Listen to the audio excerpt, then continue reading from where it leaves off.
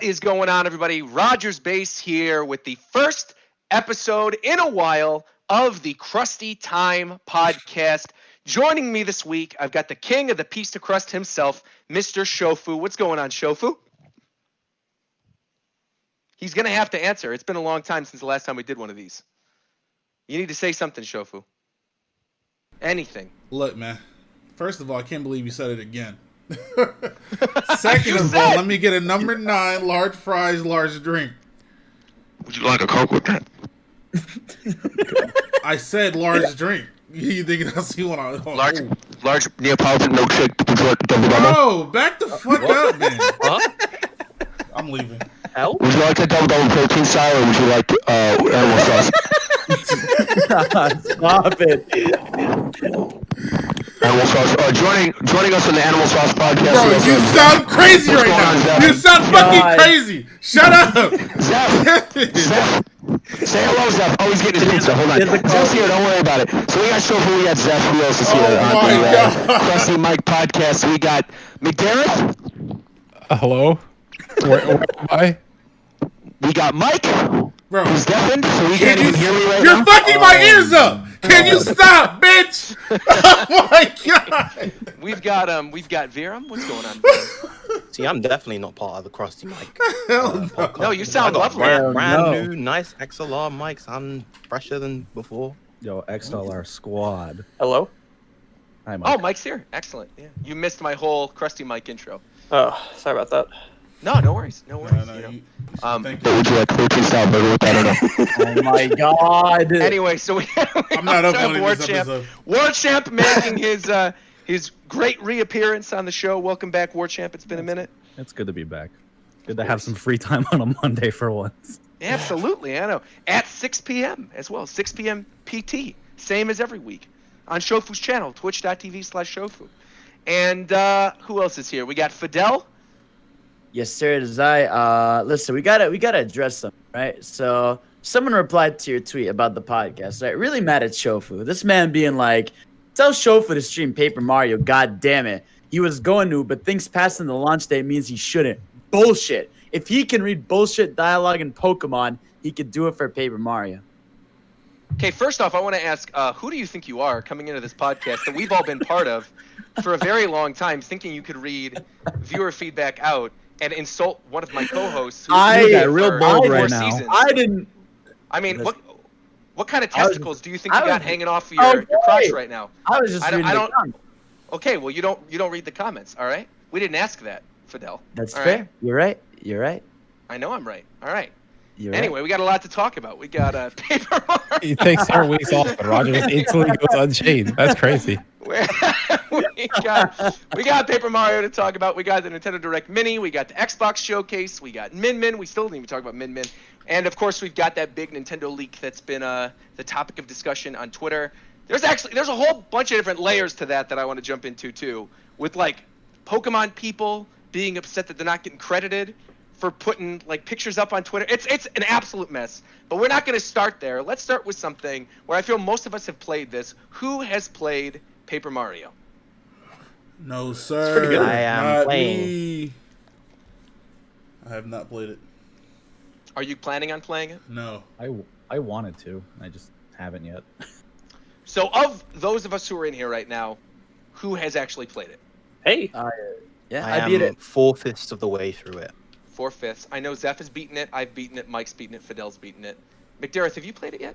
No, I'm probably not going to play it. Okay, fair enough. And then, like you said, Viram, you're at the fourth world right now. So, real quick, just like sort of first impressions of the first couple hours of gameplay, because I shared this on my YouTube channel, and I was not feeling the first couple hours of this game at all. Like, I really didn't like the battle system. I thought the whole forest area in the beginning was very generic. I thought the battles were way too easy, and I was not having a good time until World 2, in which I feel like there was a massive spike in quality, and everything got a lot better, and then I sort of feel like it plateaued after World 3, and then I enjoyed myself the rest of the way through. Yeah, the first world just kind of felt full tutorial, which was a bit of a shame. Which was weird because the way that they set it up, like I thought the trees in the first world were funny and interesting with the little dance, But that whole area where you had to go through and use the like invincibility star and then pull on the different trees, it felt like it was a half hour too long. Yeah. And there were way too many tutorials with the ring system. Way too many. The first world felt very like early sticker star to me instead of early Color Splash or any other game. Yeah, yeah. Well, I feel like because this, like, if a kid plays the system, I get why they needed all those tutorials, because that system can be complicated as shit if obviously if you're old, even then it can be a little like complicated sometimes with some of the layouts they do, but like I get why they have to like slide in, like teach you here's the slide mechanic, here's this mechanic, here's the timer thing, here's how you add stuff. Like there's a lot. They really make sure you got it. Exactly. They definitely, and then they have to explain why the boss mechanic style is different. So I get why they did it. It was obviously like a little annoying on some like stuff, but I'm glad after that they kind of let you go. Like they never really do that ever again. They don't start throwing mechanics left and right. Like obviously bosses are different, but throughout it they let you go after that. Well, that was like my exact turning point, was the second Vellumental fight. The first one I thought was way too easy and kind of boring.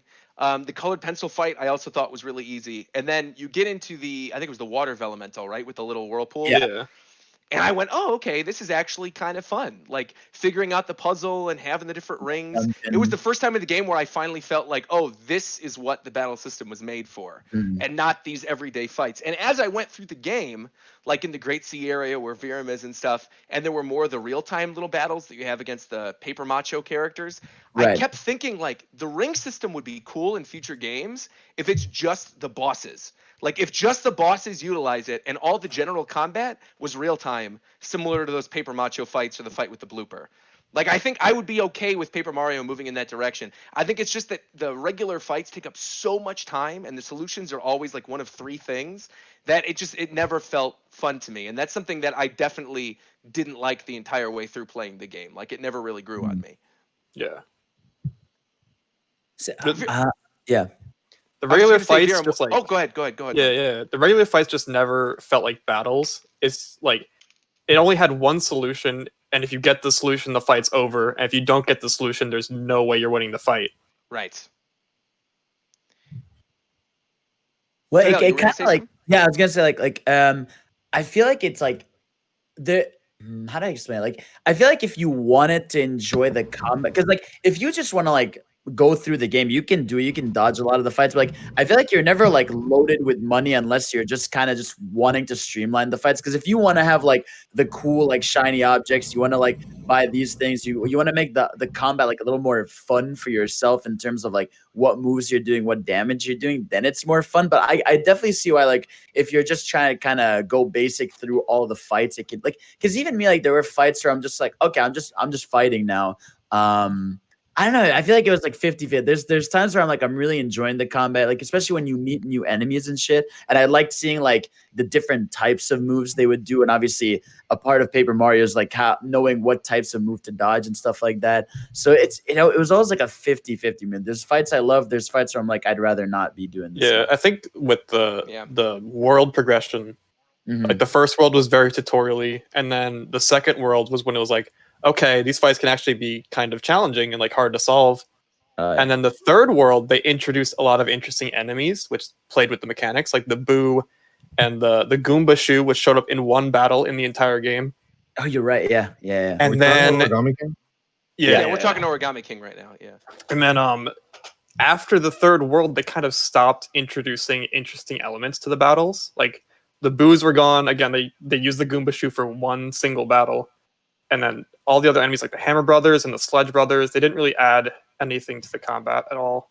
Well, like, the biggest problem, easily, is on the Great Sea, there's a place where you can do a fucking mindless minigame and get, like, a ridiculous amount of coins, and you can just keep doing it. At that point in the game, battles no longer matter at all. And that's pretty early on. Yeah, because... that's like the whole thing that's the whole incentive for battles to get coins so that you can get other stuff. I could just go to that island and play that stupid game. They did it again. They did the same thing in fucking Color Splash with the Rochambeau temples. It was pointless. And that's the weird thing about it, right? Is that when you get to that point in the game, like I said, combat's just starting to get fun. And then it's at this point where it doesn't matter anymore. You're getting coins for everything. You could do that one mini game. You could just buy all the collectibles. You could buy all the best items. I really feel like they should have stuck with real-time combat and just kept the ring system stuff for the boss battles. Because I think we all agree universally. I know Viram, you're only World 4, so we won't spoil the stuff that's happening later. But like we all agree, the bosses were really fun, right? The bosses are the best they've ever been in the series, and I think if you say otherwise, you're probably just blinded by the fact you played the other games when you were like 12.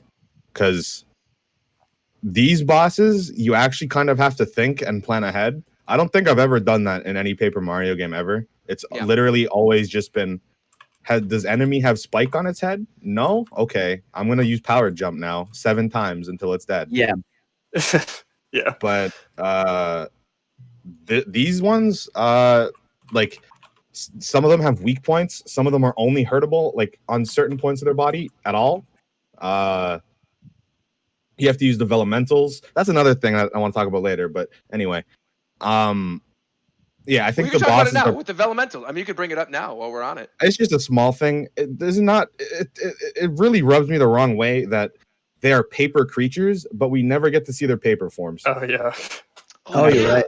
I guess we don't. We only get to see them folded, and then they turn into a book. Yeah. Yeah. But I mean, yeah.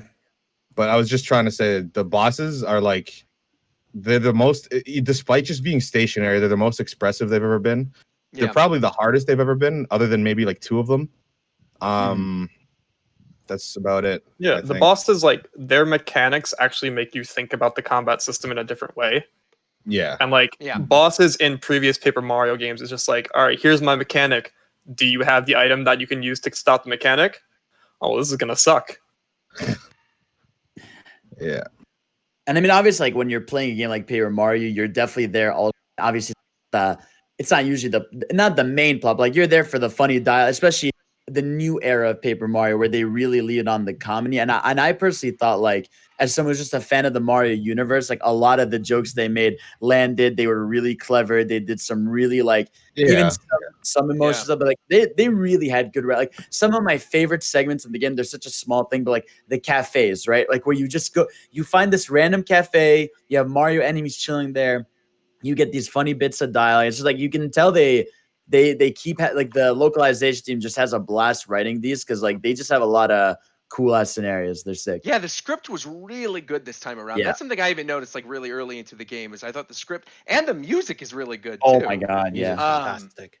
Which is I mean, wait, one more thing about the bosses. I also wanted to say, despite them like they are just fucking scissors and staplers and shit, but they have tons more personality than these other Paper Mario bosses. Like, agreed. And 64 is my favorite Paper Mario by far, but Origami King probably has my favorite bosses. Like the tape has more personality in it than the entirety of every boss in 64, except for like punch, the stapler, the scissors, all of them. Bowser. Yeah. It is funny that they managed to turn just regular like desk items and household items into actual bosses that were funny, that had good personalities. But I don't know if that's necessarily a good thing or a bad thing for the series. Like I think it is a good thing moving forward, but I think it really like showcases how bad the past few have been when you had the Koopalings and like other Mario characters, like other species of Mario characters, and they have less personality than these regular household items did. The office supplies. Yeah, the music in the scissor battle, that sounds like something out of Blaze Blue that you brought up earlier. I thought that was great. I don't know about you guys. I definitively feel like this is my 3rd favorite Paper Mario now. I have the complete opposite. I think it's my second, actually. Your second, really? Yeah, it's my second least favorite. I think my favorite is Thousand Year Door. This would be my second. My third would be, I think I have an affinity for Super Paper Mario because like I grew up with that one, especially on the Wii. Okay. Then I would put 64. Then I'd put Color Splash. Then I would I think after that put Sticker Star at the bottom. Yeah. So this is your second least favorite. So I'm curious as to why, Zeph.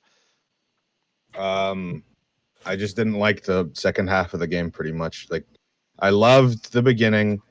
I I think people are pretty like everyone agrees that the best part is probably the autumn area. Yes. World 2 is the best. I hated World 3 except for when you're in the Sniffet town. The Great Sea was really good. I really liked that until there's a part of it I didn't like, but I can't remember what it was, so I guess it wasn't that bad. But the Green Streamer was okay. Pretty unexcusable how there are 2 ways to get permanently soft locked and not be able to play the game anymore. So I'd heard about that, and people were wait, warning me in the really? chat, but I didn't understand that. Basically, it's when you get your partner character, right? It's before you go No. to the last area of It's that. when you get Okay, the go key. ahead. When you get that key. VIP pass or whatever. Yeah, and you have to go. So you get the pass and you go down the stairs, open the door. If you walk backwards, your pass is gone forever and that door is locked forever. Holy shit! I would lose. And there's another one as well. I can't remember what it is, but it's also really stupid. It's if in the you same talk to area. the guy again. Yeah. If you talk to him after you get the pass, he assumes you don't have the pass, and then you just get locked. Weird. That's It's insane, man. really easy to lock because like you press A one too many times, locked. You press the wrong direction because you were looking the wrong way, or your Joy-Con drifts, locked. Yeah, that area. I don't know if they just didn't test it. It's part of my theory of when they fucking ran out of money, but that's it. That's it. So one thing that I actually thought was a huge negative when looking at the trailers initially, but something that didn't bother me as much playing the actual game was the generic partner. Because to me, I saw Bobby and I thought like, okay, this is just like another Bob-omb, a regular Spike. Like, why are they doing this? Why are they showing all these regular enemies? But like really, the trailers I feel sort of miscommunicate the partner thing. I think even the box art does, where you see like the Toad and the Goomba and the Spike and stuff, because those aren't the partners. Like all the partners are pretty unique. Yeah, and Bobby, comes off as a regular bomb, but obviously there's a story reason for him not having they kind of lean into that though. Yeah, and I actually think I love the that, fact that he's just like a regular Bob-omb, like this generic, any kind of character Bob-omb, makes his moment in the beginning of World 3 all the more impactful. Because then when you're like later on in the game and you get to another moment with other Bob-omb characters, I was actively thinking like, oh my God, they're sacrificing themselves. You know what I mean? Like during, I don't know if you guys know what portion I'm talking about. Yeah, I know exactly. Too much into spoilers, but like I was actively trying not to use ammo in that section because I was thinking like, what if they have a family?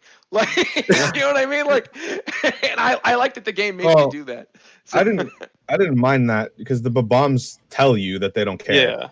Yeah. That's just their way of life for them. Their the way their brain is made is that they're only supposed to live for so long.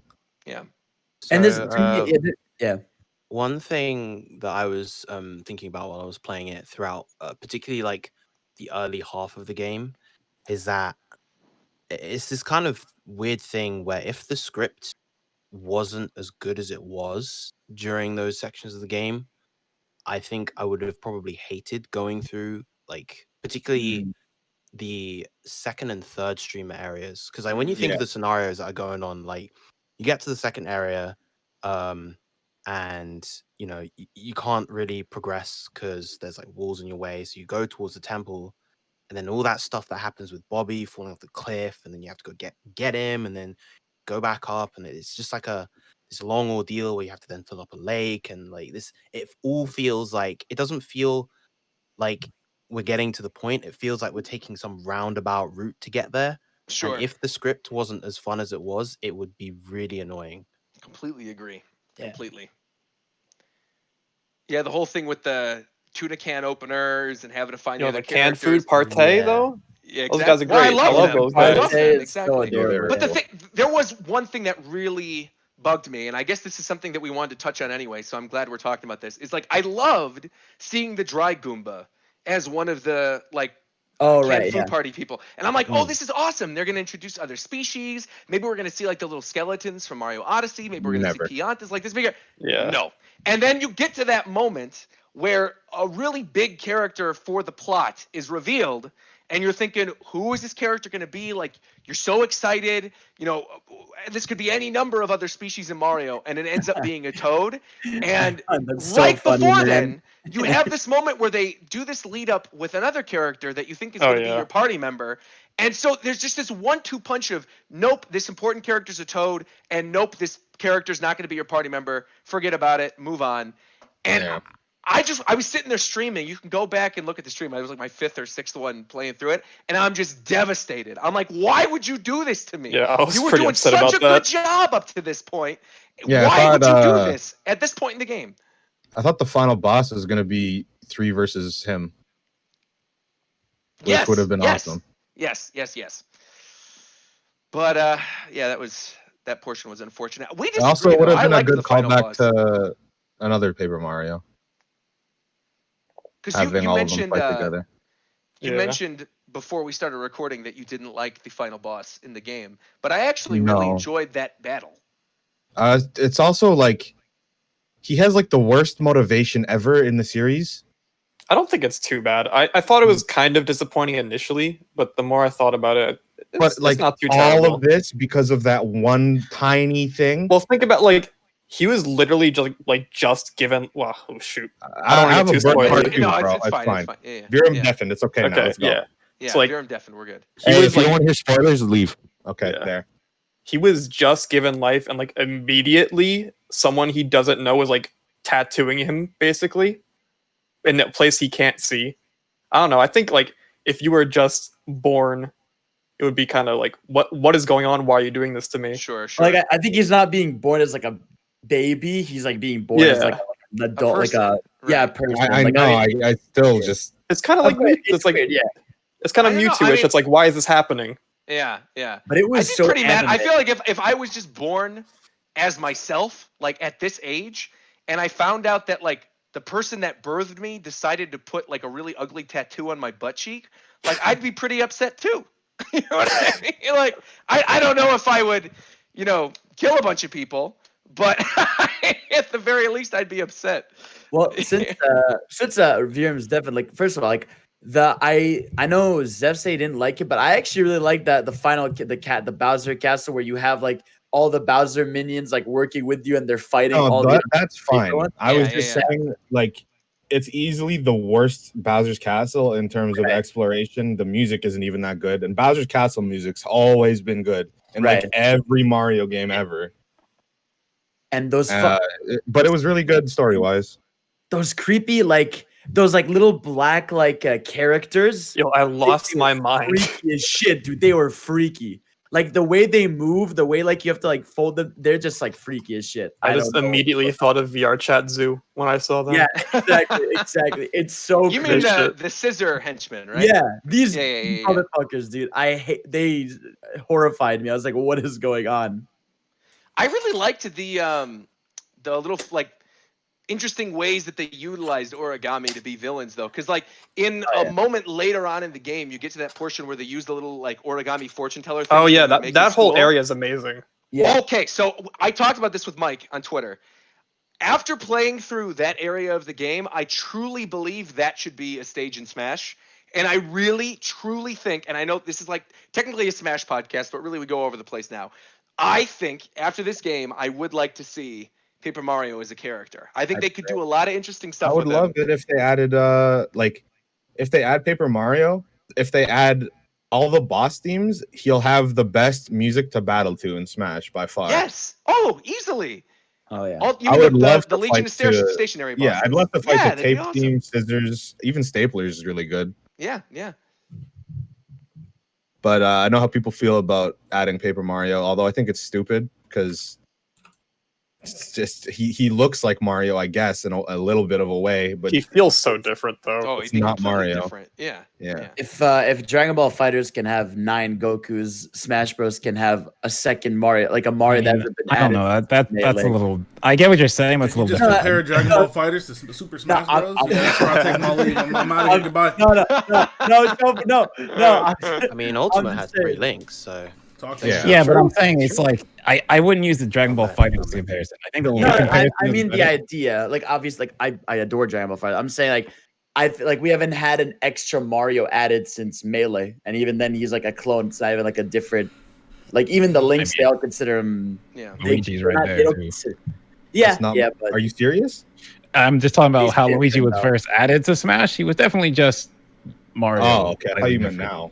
But No, Paper no. Mario is just Mario in design. He literally plays. No, he'd play nothing like that. There's Yeah, a lot of exactly. really cool mechanic things they could do with him, or even like aesthetic things they could do with his side smash. Like when you're Yeah. charging, if you have the little meter next to you for like the Oh, yeah. the action meter, and then you slam down and the paper's Time unfolding. it. I think that would be really Yeah. cute. You could have his partners do different attacks. I don't know. Mhm. I think it'd be a lot of fun. And His Also, up B could be yeah, some type our of current glide. Mario, Super doesn't represent Mario. Yeah. So Yeah. adding Paper Mario with the ability to use his hammer, which is honestly, it's a hammer is something Mario used since he's been alive. Yeah. And it's not in Smash. And just maybe even like Fire Flower, like not Fire Flower, the Tanuki transformation. Right. That's an item, but yeah, I get it. Oh yeah, no, I mean like. Oh, you mean like the one in yeah. Origami King where he does the big swipe. Yeah, where he Yeah, gets the yeah, tail. yeah. I see the thing I think they could do too with Paper Mario is obviously he'd most represent Origami King, but they could do so many different things like representing the other Paper Mario games. Like he wouldn't necessarily just have to have these abilities. He I could think use for sure sticker his and paint recovery and all will that kind of be stuff. Paracarry. Oh, for sure. Yeah. Oh, 100%. I can't see it being anything from the else. Yes. Yeah, it has to be. Yeah, from Paper Mario 64. Or they could do the same thing that every other DLC character has. Yo, 1,000-fold tether out, grab. and he does a tether up B. Very cool. Yes. Please, no. Let's give everyone tethers. Yeah. Yeah. I mean, on the whole, I think after Origami King, I definitely feel like Paper Mario would be fun in Smash. Like I always was okay with it, but I never particularly wanted it. But now I'm in the boat where like, okay, I think this could be really cool. Like I'd be hyped to see what they can do with this character. I'm curious And like how they would put him in though, because he's flat, and like we have Game & Watch who is flat, but he's also a 3D model. So I wonder if Paper Mario would be a sprite, or if they would try to do the same thing they with Game & Watch. They would do the same thing. I think it'd be the same thing with Game & Watch. Yeah. Okay. It depends, because like I mean they can make him like a little thick because Paper Mario folds too. Like Game & Watch doesn't really fold. Yeah, Like- no, he'd need to be a model. Otherwise, like Yeah, he wouldn't be exactly. able to do the arms thing. Yeah, exactly. Yeah. It'd look really weird. Well, they could do something where like he could be flat, but then the actual thing he's using, like the hammer or whatever other. Yeah, that's items what they he's do in using are the actual Origami 3D King. models. Yeah. He's a sprite in Origami King. Yeah, so I don't see them changing that. The reason why Game & Watch is built as a 3D model is for the sake of throws, because every character has kind of like a standard set of animations they do when they're being thrown, and so Yeah, he does look 3D when he you- gets thrown. Yeah, when you every inject that animation into Game & Watch, he goes into his 3D model. So they'd probably have to do the same with Paper Mario. Okay. Interesting. Well, then maybe it would be easier if the throws were related to like the 1,000-fold arms or something like that. If he has to So I be didn't 3D realize anyway. it until recently, like a few hours ago. The scissors that you fight in Origami King are the exact same scissors from Sticker Star. Is that on purpose? Why did they do that? Probably. I think are they in every new? I They think probably they're just use the Star same and model. I Color mean, I don't Star. know. Like, yeah, I wouldn't be surprised. They've I always guess, had the but like office at supplies. least change the fucking handle color. Yeah. Oh, and like thank God they got rid of the thing objects. Like that concept from Sticker Star and Color Splash was like painful. Of like having to think of like where to get this, go back and forth with it, having to like I remember like in Color Splash, like you had to get a piece of meat and go somewhere else to heat it up. And that was a fun fight. I don't know what you're talking about. And I was like, man, just that like they streamlined so many things. Like there was never you never really have to backtrack for anything other than within an area. Like you never have to like go to because like I remember I saw Zeph talking about this before of like, yeah, Paper Mario 1000 you have to like go back to areas you would never believe in your mind that you'd have to go back to get something you need to. And they never do that here, which is like a good thing. The thing They're weirdly good about hold on. Huh? What were you gonna say? Go ahead. Me or Zeph? You.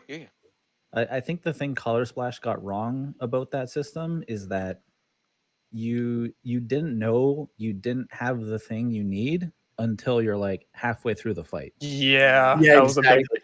The way you do that, excuse me, the way you do that in like any other RPG is like, for example, Legend of Zelda. If you need the hook shot to kill a boss, you need the hook shot to get to the boss. Yeah. Exactly. So Yeah. like you don't get halfway through the boss fight and then just get fucked because you don't have the thing you need. Because Exactly. it's not possible to get there without it. And I feel like that was just like a flaw of the design and color splash, where like there wasn't really a way to like use those things before the boss fight. I mean, I finished this game and I never finished Color Splash. So I looked up the ending on YouTube. So I think like that's a good sign for me. I know I'm the same way with Sticker Stars. So it's like I appreciate that even though the things are gone, they kept the fan joke in. I really appreciate that. They did. Stays like forever. I said, the writing was good. I mean, throughout the whole game, the writing was really, really solid. It was a good script. The characters were funny. Some of the later partners, like again, we won't spoil things because I know Viram is only on World 4, but like some of those later partners are really great. They give them some good personality, and even just like story wise, I missed having a party. Yes. Yeah. It's like it felt really good. Color Splash and Sticker Star is just like one character talking to you for the entire story. So just like having more voices and personalities joining you was just great. Yeah. And I actually didn't mind the thing where the characters were tied to their streamer chapter. Yeah, no, I didn't mind that at all. I didn't mind that at all. I thought that was going to be something that would really bother me, but it actually didn't. I wish they did more in battle, like beyond just an auto attack. But I mean, that could be improved upon in the future. I was kind of disappointed with the World 5 partner because when we got to World 3, when we got to World 3 and the Toad had like a field action. Right. I was like, okay, Bobby was a tutorial partner. Now, like every partner from now on is gonna have a field action. Right. No. And they tease it. They tease it with the character before that plot revelation. Yeah. Where it's like, oh, this character even has a field action. So I like the World 3 partner field action a lot. Well, the World 3 partner in general, I like them a lot. Yeah, he's great. Him. He's great. I don't know. I think we exhausted our Paper Mario talk. Are we good? Yeah. Cool. It's a pretty good game. I know why they got rid of the like interesting character designs from like the old Paper Marios. Like, so I'm glad you brought that up because there was recently an interview. Said why? Yeah, they had an interview. There was basically an interview. Can I guess? Yeah, go ahead. Sure, go for it. They didn't like that it like made them so distinct. Like they don't want Toads to kind of be like this abstract concept. They just want Toads. I'm sorry about that. My cat was being stupid. Oh, no worries. That's pretty much, yeah.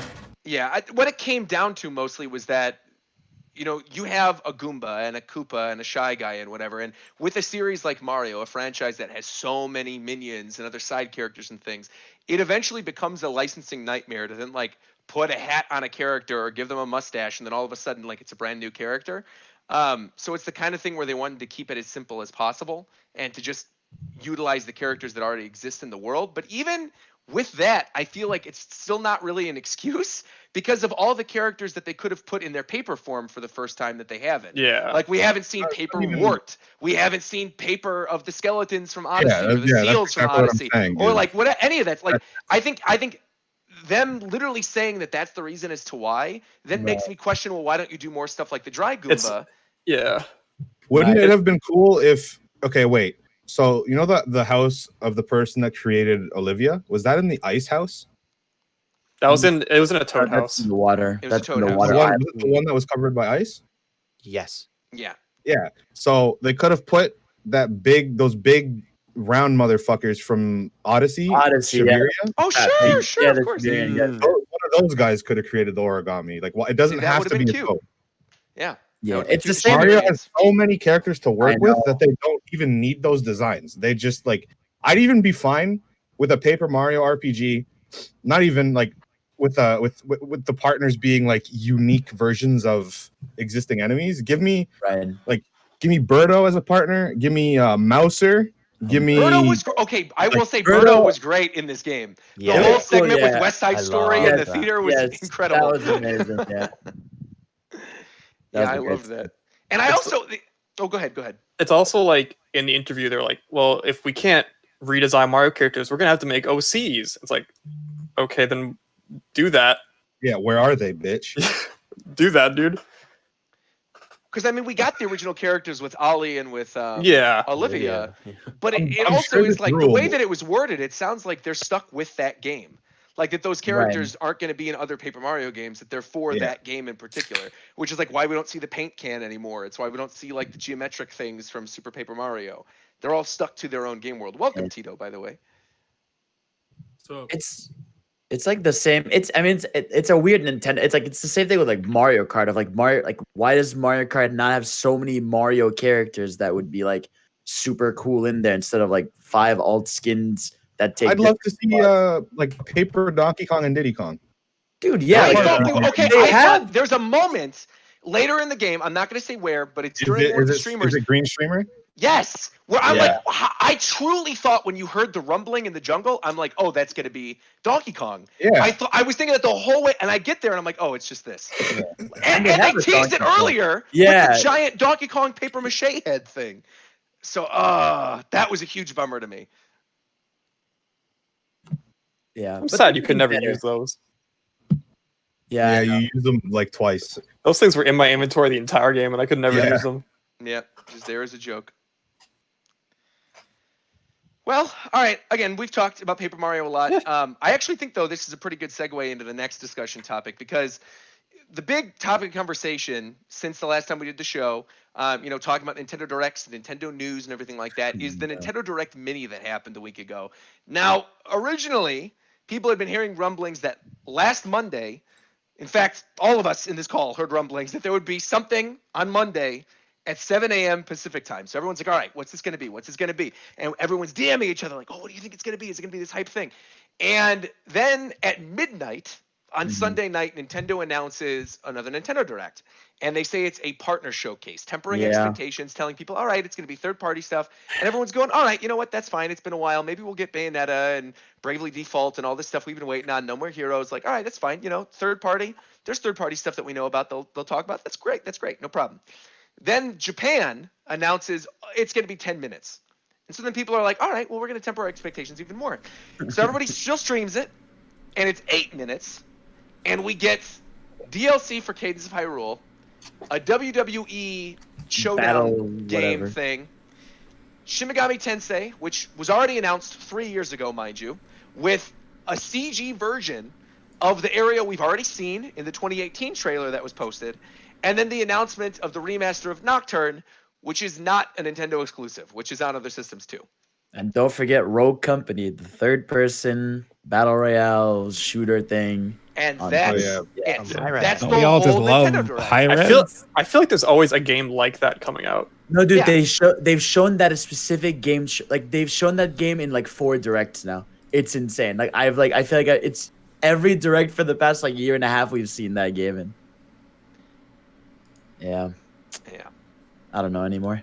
It's one of those things where, that was in the Japanese. In the Japanese one. Yeah, and it's one of those things where I wasn't really supremely disappointed because I went in pretty much expecting it was going to be bad after they announced it was going to be 10 minutes long. Yeah. And obviously, there were a lot of really toxic people on Twitter afterwards, like, well, Nintendo doesn't give us anything, whatever. And that's, neither here nor there. It's obviously. Look, man, every last one of you is a fucking freak. All right, every last one of you talking about I was disappointed. That shit was bad. I don't relate to any of you. You watched it, right? Yeah, I watched live, it. Right? They gave me some information. I took it. So people could be freaks for saying it was bad, but being disappointed. You only disappointed if you expect something good. And why would you do that? This is Nintendo.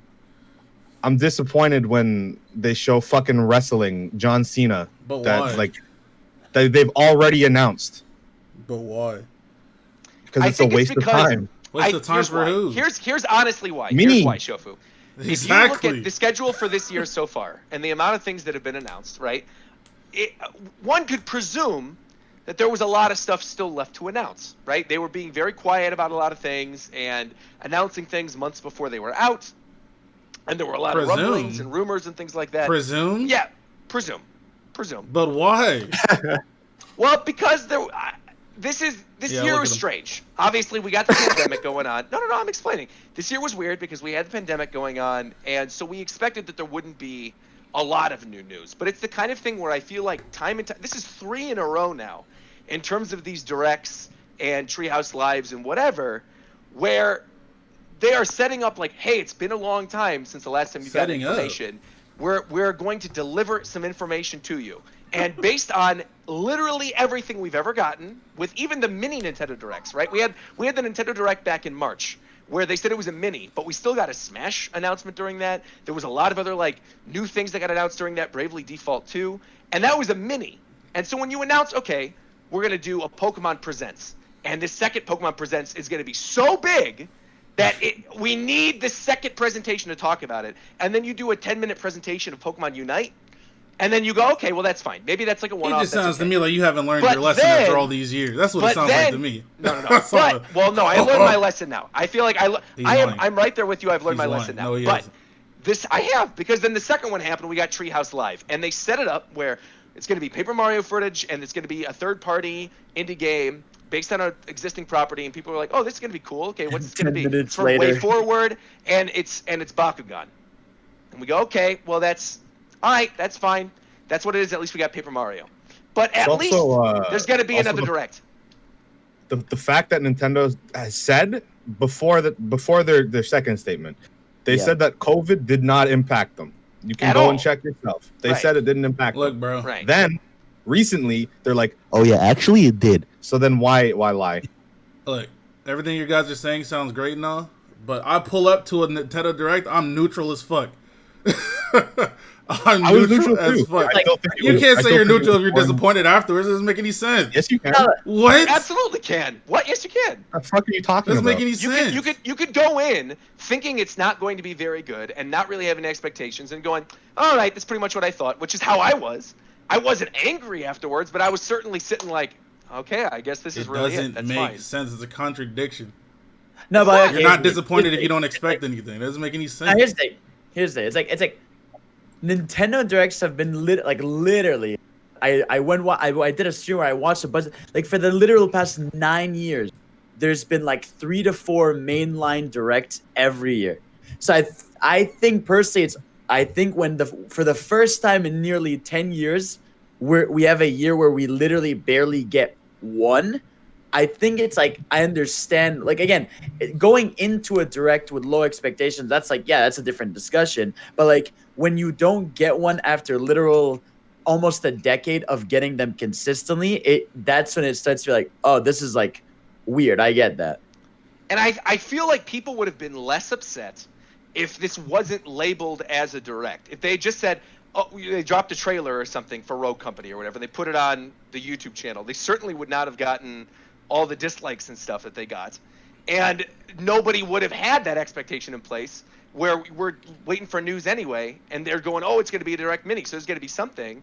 And I think it's also a weird situation because we know all this stuff that's in development. We know about Bayonetta 3. We know about No More Heroes. We know about Bravely Default. We know about Metroid Prime. We know about Breath of the Wild. We know about so many games that, like, to not know anything about any of those, and on top of that, like, all the rumblings about this Mario 3D collection thing that we still haven't heard about, and it's like, anniversary's coming up. Because that's just a fucking rumor from a couple of course, of but the Mario anniversary is literally September. Like, if that's real, if that does have to be real, this isn't like a Star Fox Grand Prix situation, we're going to find out in the next week or so. Like, when is too late to announce games? A month before. You literally, a month, it needs to be No, a month I mean Japan. for the rest of this year.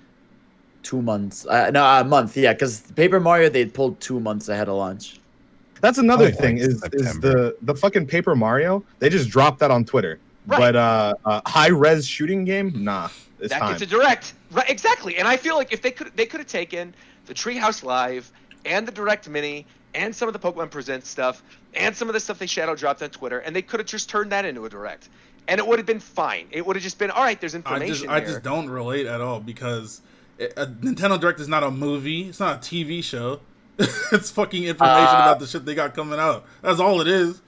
I'd like to say this real quick. That's all it is. DLC will be live dropping tomorrow. Let's go. It's time. I don't know, bro. It's there. Look at that, Roger. Look. Last course is available now tomorrow. According to what? Whoa, hold on. Wait. Tomorrow. What are you talking about? Look at the chat. Look at the chat. What the hell is this? Look at the chat. Oh my God! Oh! Yes, shit! Yes, tomorrow.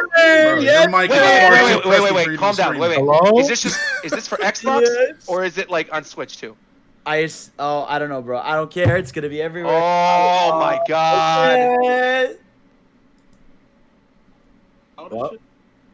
Okay. It's over. Okay, All right, yeah. Cuphead DLC tomorrow. I'm playing it tomorrow. That's it. Holy mackerel! Wait a minute. Hold on. I'm gonna retweet this right now. Yo. Available now. Available now. The real question is, what this nigga doing on Xbox Live? Fucking weirdo.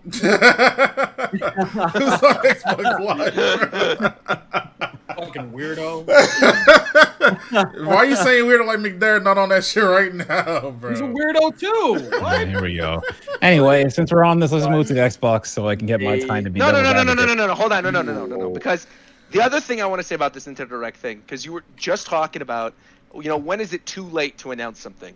They literally need to announce, if there's a new game in development and they shadow drop it and that's fine, they need, if it's a major game, because of how pre-orders work in Japan, to announce it at least a month before. They have to. And when is the exact date of the Mario anniversary in September? Like the 13th or something? So August 13th is the latest. If that game is indeed the anniversary game or whatever and it comes in September, that is the latest that we need to wait to find out about this game. It's going to have to be announced at some point in August. True? It is true. And who said that? Japan. It's how pre-orders work. Yeah, but don't they just announce it and then drop it same day? Like, isn't that a thing that happens? So you can shadow drop via an eShop, but for a major corporation releasing a physical release, it's got to be a month before. Is that like a real rule? Yeah. That's literally how pre-orders work in Japan with Big Camera and all the other different retailers and stuff. The point is, people are so fucking hungry that even if this year's just Mario Anniversary, Pikmin Deluxe, that's it, just tell them. Just give some people and just tell them that's it for this year, because then people will shut the fuck up, because this constant rotation of it'll be this month, and every Nintendo and content creator, even people that are affiliated with Nintendo, making prediction videos every 3 to 2 weeks. Not me. Not you. You know what you're doing, Shofu. Not us. We're thirsty. We just need to know. You know what I'm saying? We need to know. I mean, we've talked about this before on the show. It's Y'all the kind niggas of thing just where mad Nintendo thirsty. doesn't really need to do anything. Niggas out here just OD thirsty. So when you don't get that fucking drink you've been longing for, you fucking tight. That's all it is. I'm over here sipping every day. I'm good. You're thirsty ass up. To want more than 2 games on a console you spent $300 on. I didn't say anything about wanting. I'm just saying when you don't get what you want. I didn't say you said anything about that. I'm just saying, bro. Y'all some weirdos out here in these streets. These niggas ain't from the 117. That's what I'm saying. Not this shit again. Bro. Oh, y'all from the 117. Some video games be the least of your worries. Been a on my block, bro. Shout out Master Chief, bro. I mean, realistically, Nintendo could say, all right, we're going to do well this year anyway, right? Animal Crossing came out. We have Pokemon DLC. We've got Smash DLC. We've got all this stuff. Xenoblade Remake, Clubhouse games, Paper Mario. If they do just have a 3D Mario collection and a bunch of Wii U ports, they're going to be fine. It's not like there's still other stuff to play. Now. They don't need to announce shit, but it's just the kind of thing where there should be something around the holiday season. But you're right. Maybe we just can't expect it anymore. Look, man. And to me, fine. This culture that we've built, this Nintendo Direct culture, where of course a lot of the time they do give us something that's incredible and things that people do want. We've been spoiled. That's all it is. I go into a Nintendo Direct, I don't expect a goddamn thing ever. Everything's a surprise to me. But see, I don't feel disappointed when I don't see something that I've been expecting. That's not true. You knew about Incineroar, and then Incineroar came, and that wasn't a surprise. Well, that's not what I'm talking about. What I'm saying is, when I watch Nintendo Direct, I'm not disappointed if there's nothing for me in it when it's done. I'm never disappointed. Right. Now, Shov, do you think? But is there a difference you think between being spoiled and getting a toy or 2 a year? Let's say you're little Timmy, right? But we always get a toy or 2 a year. We always get some shit. No, that's not true. We get 5 to 10 toys. We've been getting 5 to 8 toys a year. Okay. Well, realistically, it was front loaded. If you look at it in that perspective, right? This year we got Paper Mario, we got Xenoblade, we got Clubhouse games, we got Animal Crossing. We got a bunch of stuff. It was just earlier in the year. I don't think they're gone out here in the 117. I count 3 anti-aircraft cannons. Can we move on to Xbox? I feel like this is just gonna go on in circles. I'm gonna talk about Xbox. All right, so hold on. So what do you want to talk about from Xbox? So Xbox had a showcase. The pre-show, they said, okay, all right, we're gonna fly through some of these. They announced in the pre-show, Dragon Quest XI S port coming to Xbox. That's a weird situation too, because it's a port of the Switch version of the game, and apparently, if you've got the PS4 version of Dragon Quest XI, you don't get Dragon Quest XI S. You still have to buy it separately. Yeah, that's which is a dog little shit. weird. It's because the Switch version is a completely different game because the Switch is a piece of shit console that can't run Dragon Quest XI, so they had to completely rework it, which means that you can't just upgrade it. I have to say that's good on them at least to actually make a game for the Switch. Most companies just dump a really bad downgrade and it looks like shit. Yep. We got Exo Mecha, Echo Generation, Hello Neighbor 2, and then Balan Wonderworld. Balan Wonderworld, let's go. This is a new game from the creator of Sonic the Hedgehog and Knights. Looks pretty cool, actually. Cute little Knights-inspired platformer. I was kind of disappointed with Hello Neighbor 2. I never played Hello Neighbor 1, did I? When they initially announced it, it was called Hello Guest, and there was like this really cool monster. And so just to see it's Hello Neighbor 2, and the monster is just the neighbor in a costume, I don't know, it's a little disappointing. Neighbor. And then we got into the main show. In the main show, the main focus was The Legend of Zelda Breath of the Halo. Looking fun. I'm excited to play that. Don't do that. That's not what that game is. That's what it is. No, it's Legend not. of Zelda Breath of the Halo. It's actually not. Not at Zelda all. did not. How would you describe it? It's an open world Halo. Zelda did not create open world. What are you talking about? You know this man don't play nothing but Nintendo games, bro. Of course not. Hashtag free game, hashtag free product. I don't get it for free. I don't play it. That's how it works. This is exactly what I'm talking about. Hey, you ever step outside your goddamn box, you see there's other games out there. I played He's Final lying. Fantasy VII He's remake. lying. I'm not lying. I streamed. He's lying. I played Sakura Wars. Did you play Sakura Wars, you weeb? Probably not. Okay. Did you romance Anastasia? Okay. No. How is the person who played Sakura Wars calling someone else a weeb? Because I love that game. Oh, I get that, but you're not getting the irony. I can call people whatever I want to call Good reasoning. If anything, that just adds to what McDareth is saying. If you love Sakura Wars, that makes you more of a weeb. Y'all both some fucking weebs. Are we talking about? I am a weeb, but you never know talking to me. You're a weeb? Yeah, I knew it. Clip it. Huh? Bro, this is common knowledge. I know your weeb ass ain't talking. Right, what the fuck? What you talking about? That's what I'm saying, bro. That's what I'm saying. So anyway, Halo Infinite, we saw that. Okay, so while we're on the topic of this, that is something where I was like, all right, there's a bunch of weenies out there. Because I watched that trailer, or that little gameplay portion, and it looked really fun to me. And then I saw a bunch of people complaining because of it was like the character's face or something. Yeah, like models and stuff from a demo. Like, yeah. Like that, it's a demo version. Like that to me, I was like, all right, you got to calm down a little bit. There's no expectation there. This game is obviously still in development. Looks fun. Yeah, I get where people are coming from. Like they're calling their console the most powerful console ever. And like Halo, which is their AAA monster, it looks good. Like it's like instead of looking like, damn, this looks good. It looks pretty good in motion. Yeah, it looks fun. Yeah. I'll play it. Yeah. I got a PC. I'll do it. That's what I'm playing that on. Playing that on my Alienware PC. Grapple hook a fusion coil, bro. It's great. Can't wait. Yeah, like I'm just happy that in like 343 is finally like, hey, let's take Halo and do some new Master things. Chief looks amazing. Not random stuff. Yeah. Yeah, he'll probably look better when he's in Smash Bros. Though. The one part that we concerned me got real State fast, of Decay 3. Real fast. Okay. The one thing that might concern me with that, I saw a tweet when people talked about it more that they said they might make it a platform game and like keep updating it, and that I don't know how I feel about that. The way they're talking about it, it's not going to be like a Destiny thing where there's seasons. It seems to me like this is Halo 6. Halo 7, or what would be Halo 7, will also just be part of Infinite. Okay. Yeah. Got it. Because they said it's going to be their game for the next 10 years. So I'm like, oh, Yeah. okay. Yeah. That's interesting. It's Game So you Pass think anyway. basically so. the DLC is going to be like new campaigns? It's going to be like the expansions. games? Yeah. Kind of. Got it. Cool. I'm See, okay my with only that. concern still is like if it's a good game, that's good. If it's not a good game, then like I don't like when games aren't out yet and we're like, yeah, we're gonna keep this game around for 10 years. It's like, can we get the game out and see how people I know give it first? I know what you mean. No, that's not how that works. No, because they're gonna make a bag regardless. Right. They don't give a fuck what you think about that game. Are people playing that shit? Well, they're selling Game Pass. This entire conference is selling you on Game Pass. Like, you're gonna pay that subscription service. You're gonna like, it's gonna be like seasons of a TV show, right? Because you're already in there. The next Halo Infinite expansion comes out, you jump in there and all that stuff. This entire thing, all of these games coming to Game Pass. They know what they do. Pokemon can make a shitty Pokemon game every 2 years, and people buy that shit. What do you mean can? They do. That's what I'm saying. Then they can put Master Chief in their game and guarantee that's a guaranteed bag. People rep the 117 all day. Straight up on gang. On gang, bro. I'm done with Halo now. We can move on. Yeah, that's how I know he's not on the block.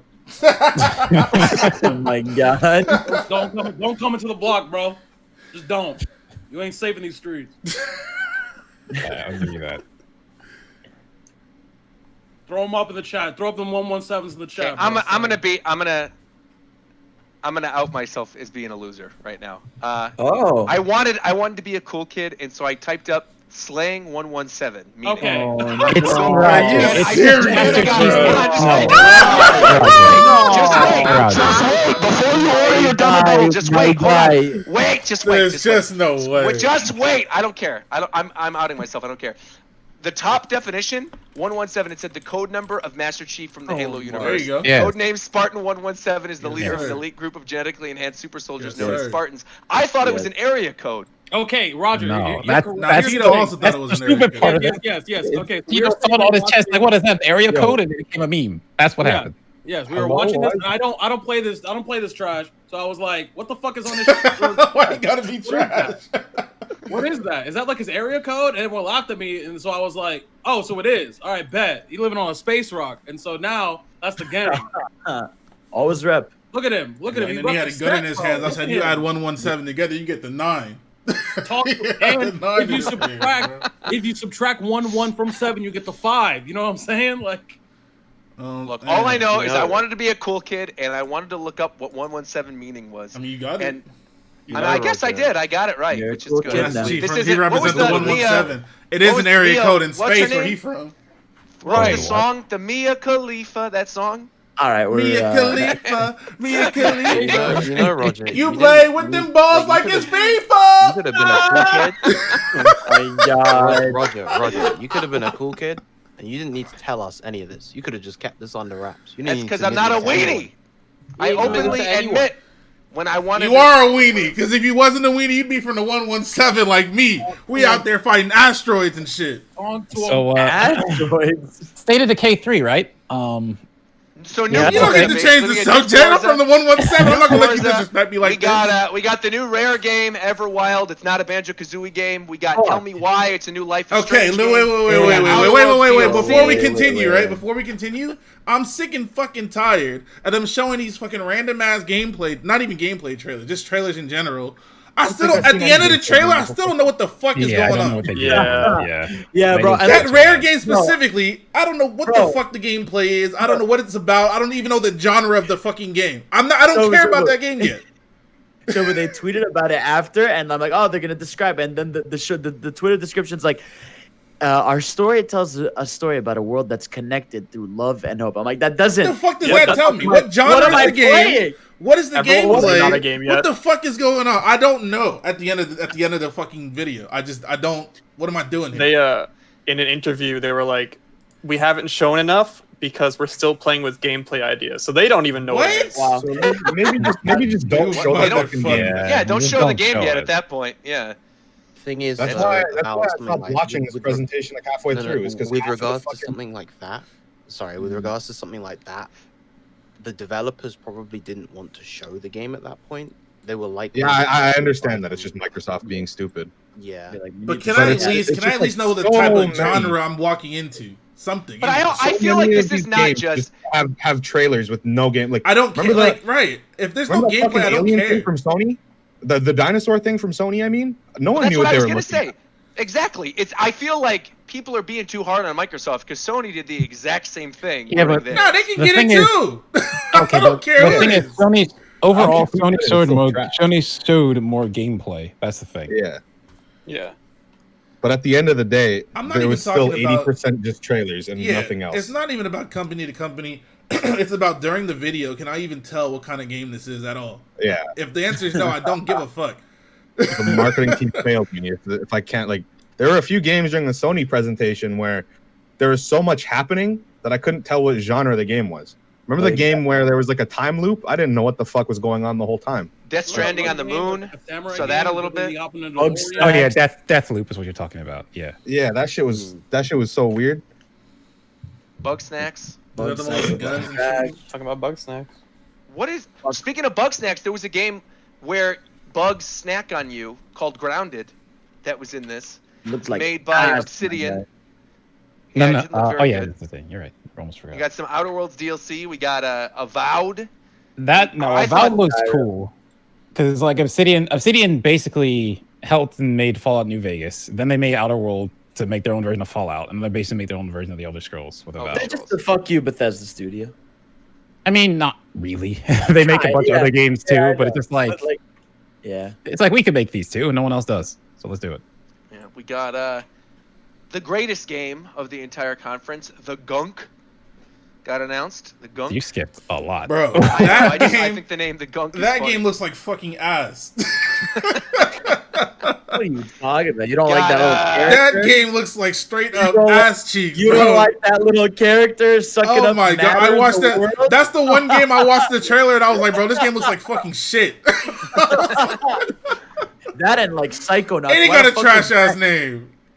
I see Jack Black singing mid-conference. I'm like, what the fuck is going on? To be fair, Jack Black does a lot of stuff with Double Fine. We're not putting Psychonauts in the same place as the Gunk. Let's hold on. I would. But you're capping. No, you're capping. Yeah, that's definitely capping. Yeah, Shofu, you're gonna play Psychonauts too? I didn't say I was gonna play it, but I'd play that game far before I played a fucking Gunk. At least Psychonauts, we know the goop. We know what to expect. Get the goop out of here, man. Gunk, my guy. The goop is trash. Not the goop.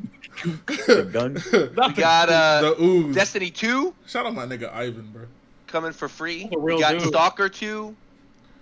Warhammer, Tetris Effect Connected. I thought that was going to be Tetris Effect 99, and it got me hyped for a second, and then it wasn't. I'm still happy. We got Paper Mario theme in Tetris. Yes, sir. I can't wait for that. It's going to be fun. Go ahead, Tito. What were you going to say? I was going to say, you know what? God of War came out in 2018, right? Yeah. Mm-hmm. I'm just going to assume that that's not a launch title, which is fine. But, like, that... I don't know about anyone else, but other than Halo, I don't see really a reason why to buy an Xbox. Like, more than usual. Like, I don't see a game... Do this. We always do this. It's the same thing. Garrett is right there, and you're going to say that. I can't believe this. What's to buy an Xbox because they just want the Xbox. It's like whatever. So you also agree that there's no reason to have an Xbox? It's whatever. It was my choice. Like I'm never gonna say like, oh yeah, Xbox live or die. No, I'm gonna get a PS5 later. But I just want the Xbox, so I'm gonna buy an Xbox. So you don't have a specific reason other than just wanting an Xbox? No, I just like Xbox. I want to buy an Xbox. Right. That's fine. What I'm saying I remember when I had expendable income to throw away. You got a preference? That's cool. Okay. I'm not saying all that. What I'm saying is, like, for example, I find that with PlayStation's marketing, they're like, look at all these games you can only get on Xbox or PlayStation. We got God of War. We got. But they're starting to do the same thing. Yeah, like that's the thing. It's like they're coming to PC. They're literally starting to do the same thing. So like your complaint about Xbox is going to hit PlayStation very soon. So the only hey, you don't the need reason to that it exists is because there are much more people out there who just rather buy a box they can plug into their TV than a computer. Yeah. Most people don't give a shit about. When I was uneducated. It's not even uneducated. It's not just easy. It's like I can play. So like that's bait. That's so sick. No, but wow, was it really? No. Because there's a serious part of that though, right? Because like, no, hold on, not exactly what. No, hold on. Can I finish, please? Can I? Okay. This wasn't exactly supposed to happen. This was not supposed to happen. Why can't I just say something and we fucking move on? Why you gotta? It's a podcast. You can't just say random things on a podcast. We're gonna get animal style fries. Would you like a meal partnership with that as well? Nobody can understand what you're saying, bitch. Fuck out of my ear. You want the cheese roll out the front window? Thank you. Yeah. You can't. It's a podcast. You can't just say something randomly on a podcast. Base, welcome to Taco Bell. Would you like the? You keep. I'm gonna talk. He moved him out of the chat. I didn't move. I don't know where he went. Look, man. First of all, I can do whatever the fuck I want. I'm a grown ass man. All right. Second, okay, as can I. So second, we I can hold obviously this was not conversation, serious. and We we're don't about to have to have acknowledge this. That's all I'm saying. We don't have to acknowledge what I said. But my point is, I get that you're kidding, but there are people that think that seriously. So I want to address why it. do I for people care? that consider that seriously. You don't care, but Why I do you obviously. care? Because I'm me. Get a Okay, life, so man. Xbox. The reason I like to get consoles is because when I get a choice between PC or console, I like to play my games on a console. I don't care because for me, especially if I'm trying to stream the thing, it's way easier for me to do it off a console than it is on my PC. So like, I will just choose to buy consoles. I have all the consoles. I always try to get all the consoles. He's The game flexing comes on out us for now. one I like. Oh my god, he's I fucking try and get flexing them. on me. Of course. He has all the. Oh my, bro, you're balling out here on these. Bro, you're balling on these niggas. That's a bro. flex, my guy. Why is he flexing? It's not. I just want to paint a picture because I feel like I get paid into the quarter of, oh, you just love Xbox. It's like, well, yeah, I like Xbox, but I have a PlayStation. I obviously have a Switch. Bro, just so it's look, like, look. No matter what I say or what anybody else says, just do you at the end of the day. Who gives a fuck what anybody thinks about what you got going on in your house? That's why we've learned a lot. We've learned a lot during the segment. But I'd like to have discussion. discussion. We learned that Shofu hates Which is Xbox why we're on a fans. podcast. We've discovered that Shofu doesn't think Nintendo fans should have expectations as well. I don't think anybody should have expectations about anything. Discovered? Especially Nintendo. We discovered like we didn't know this. We knew this for years. What's wrong with you? You know what I actually didn't know though? I didn't know the medium was originally developed for Wii U. I found that out earlier today in an interview. Apparently, the game, The Medium, that we got during the Xbox conference, really, that game was originally meant for Wii U, and you were supposed to see the other realm like on the gamepad, and then the one that you see on the screen is supposed to be like the evil world or whatever. So yeah. Wow, I learned something today. Yeah. Phantasy Star Online 2, New Genesis, which I guess is like a whole new game. Yes, pretty much. This is like well, I remember watching the reveal, and I thought for sure it was PSO3 because I mean, in essence, it is. So it is. They're calling it an expansion, but really, it's not because you transfer over cosmetic stuff, which a lot of people fans don't really care about that. So it's happy that they did that.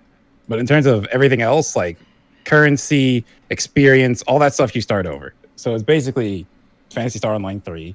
They finally making it more open field because PSO has always been like more hallway style, like Final Fantasy 13, I guess, of how you go through areas. So having a whole Eric will world. say it.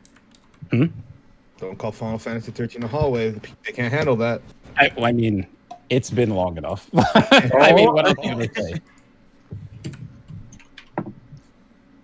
So, yeah, I don't know. I'm super excited for this game. I want to talk about it a bunch, but no one else cares that much. No, I mean, I'll talk about it with you. What's up, McDarrett? What are we talking about? Oh, PSO, right? Yeah. I don't. It's like because I could sit and tirade about all the things I want to change, all the cool things they could do with it, but I don't know enough. Let's about hear it. making Go a off. conversation Go off. about it. I get the people. Okay, so one thing with PSO that a lot of people don't realize that PSO came out in Japan 8 years ago, and we just got over here, so it's become more. People in the West are more aware of it because it just came out on Xbox and PC. And like we're speeding up to catch up, and it makes sense now why Sega was trying to speeding NA all the way up to where JP is. Like they're doing a major update every 2 weeks. So in a week from now, on Tuesday, it should get episode 4 in America. And now it makes sense the reason they're doing that because we're catching up to where JP is. So then they can drop New Genesis and it'll be parity finally. And also because PSO is 8 years old, there's a lot of mechanics in that game. They're just old. And just like they can't update it because the game's old. And the like, menu is trash. Yeah, like it's menu hell. If you like, the biggest block to getting to PSO is if you don't realize what you're doing, it's very confusing on how to figure out what you should be doing. So you kind of need to find someone to watch or someone to play with to explain it to you who knows. But starting a new game can get rid of a lot of that stuff and they can simplify it. Like if you look at the combat for the classes they showed, they already told us MAGs, which is an old system from the original PSO that came out 20 years ago, basically. They're basically making that cosmetic. They're taking it out. So you don't need to worry about leveling MAGs anymore. But they're keeping Photon Blast. If you watch the trailer, they do 2 moves, which one was from a different class on the rod and the other one was on the gun. And it uses the Photon Blast icon on their bar. So like they're changing core systems. The rifle itself seems to have moves from Phantom, which is a class NA doesn't have yet. But that wasn't that was just a default rifle. So, and also they announced that you get all your weapons over, but if a class isn't out yet that uses that weapon, you can't use it until the class releases. So they're gonna dumb it down a bit. But yeah, so I'm gonna talk more about it later in the video, so you can keep going. Right on. So make sure to go subscribe to McDareth's YouTube channel. That is youtube.com/McDareth. Check it out. Dragalia King right there. Moving on, we've got Crossfire X. What the hell is that? And new Fable, a new Fable game. CS:GO-esque game. Yo, Fable. I'm so excited for Fable. I've been waiting. That was so funny. Rip Duncan. Wait, what happened? He said like literally when this trailer started. Oh, like it seemed like it was over, and they're like, "Oh, we got one new game." Like, you guys are so dumb. Oh, how do you expect a Fable all this time? No. He said, and I quote, "You are never getting another Fable game." Right before the trailer started. What? Really? He was also like, "It's not Fable 4. It's not the next Fable." Right. He tried to not hold that L, but that L was already in the plot. He definitely had to hold that shit. Yeah, he was bugging. That's surprising too, because literally right before the show, everybody was saying, "Oh yeah, there's going to be a Fable in this."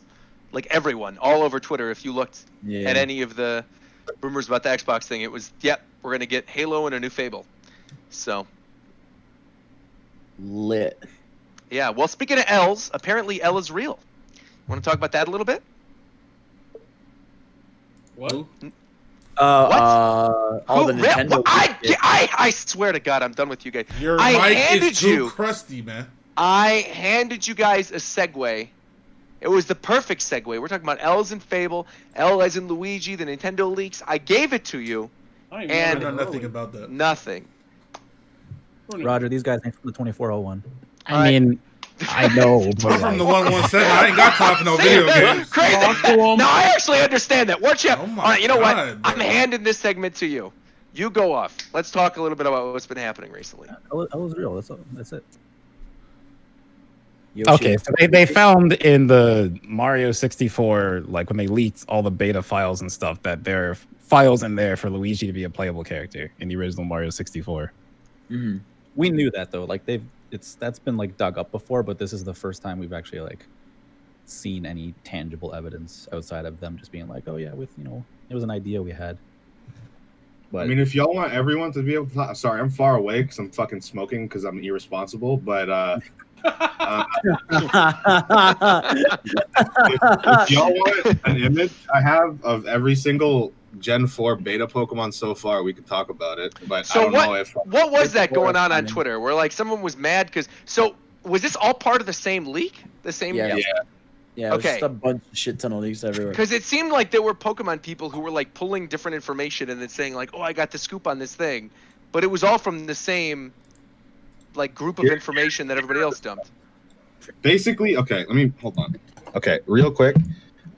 There was a man who hacked Nintendo and Microsoft. From Nintendo, I might get some parts of the story here wrong. They stole 3 terabytes of development data. So, oh my God, we've been getting stuff like this drip fed to us slowly, and we've only seen a tiny bit of it. That's all the stuff that we've already seen is only a tiny bit of it. A tiny little portion, like 20 gigabytes. What the heck? Because there was a lot of stuff in there. I mean, we ended up getting there was like Mario 64 files. There were Zelda files. There's like source code for games in there too. Uncompressed Star Fox voice clips. And this guy did get arrested, but he was released. So yeah.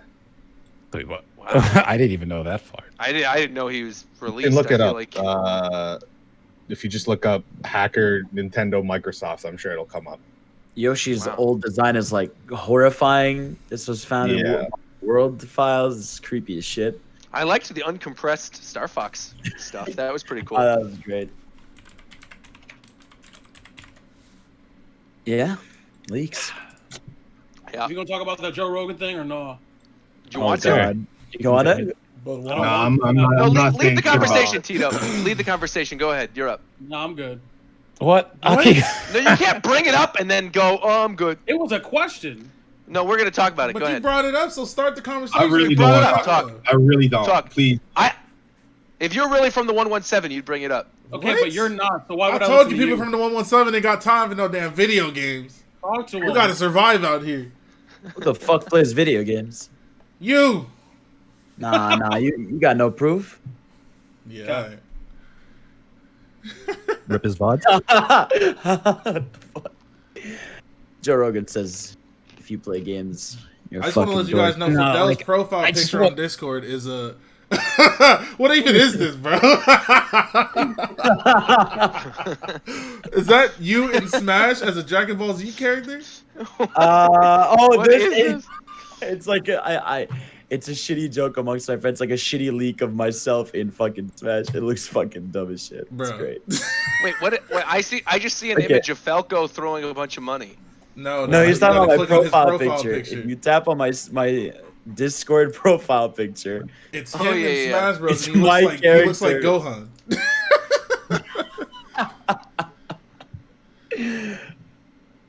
That's what it is, Jesus man. Christ. I ain't never played a game in my life. Wait, so Zeph, I want to ask you a question. Is Zeph still there, or did he leave? What? Okay, what's going on? I have to bring this up as the resident Lickitung fan. I have to bring this up. What is going on with this beta Licky? Like, what is this thing supposed to be? Initially, I think Licky Licky was gonna look like a fruit roll-up. Why did they But- change that? They decided to make him Wi-Fi instead. Would you prefer? I'd Easy prefer as- anything that's not Licky.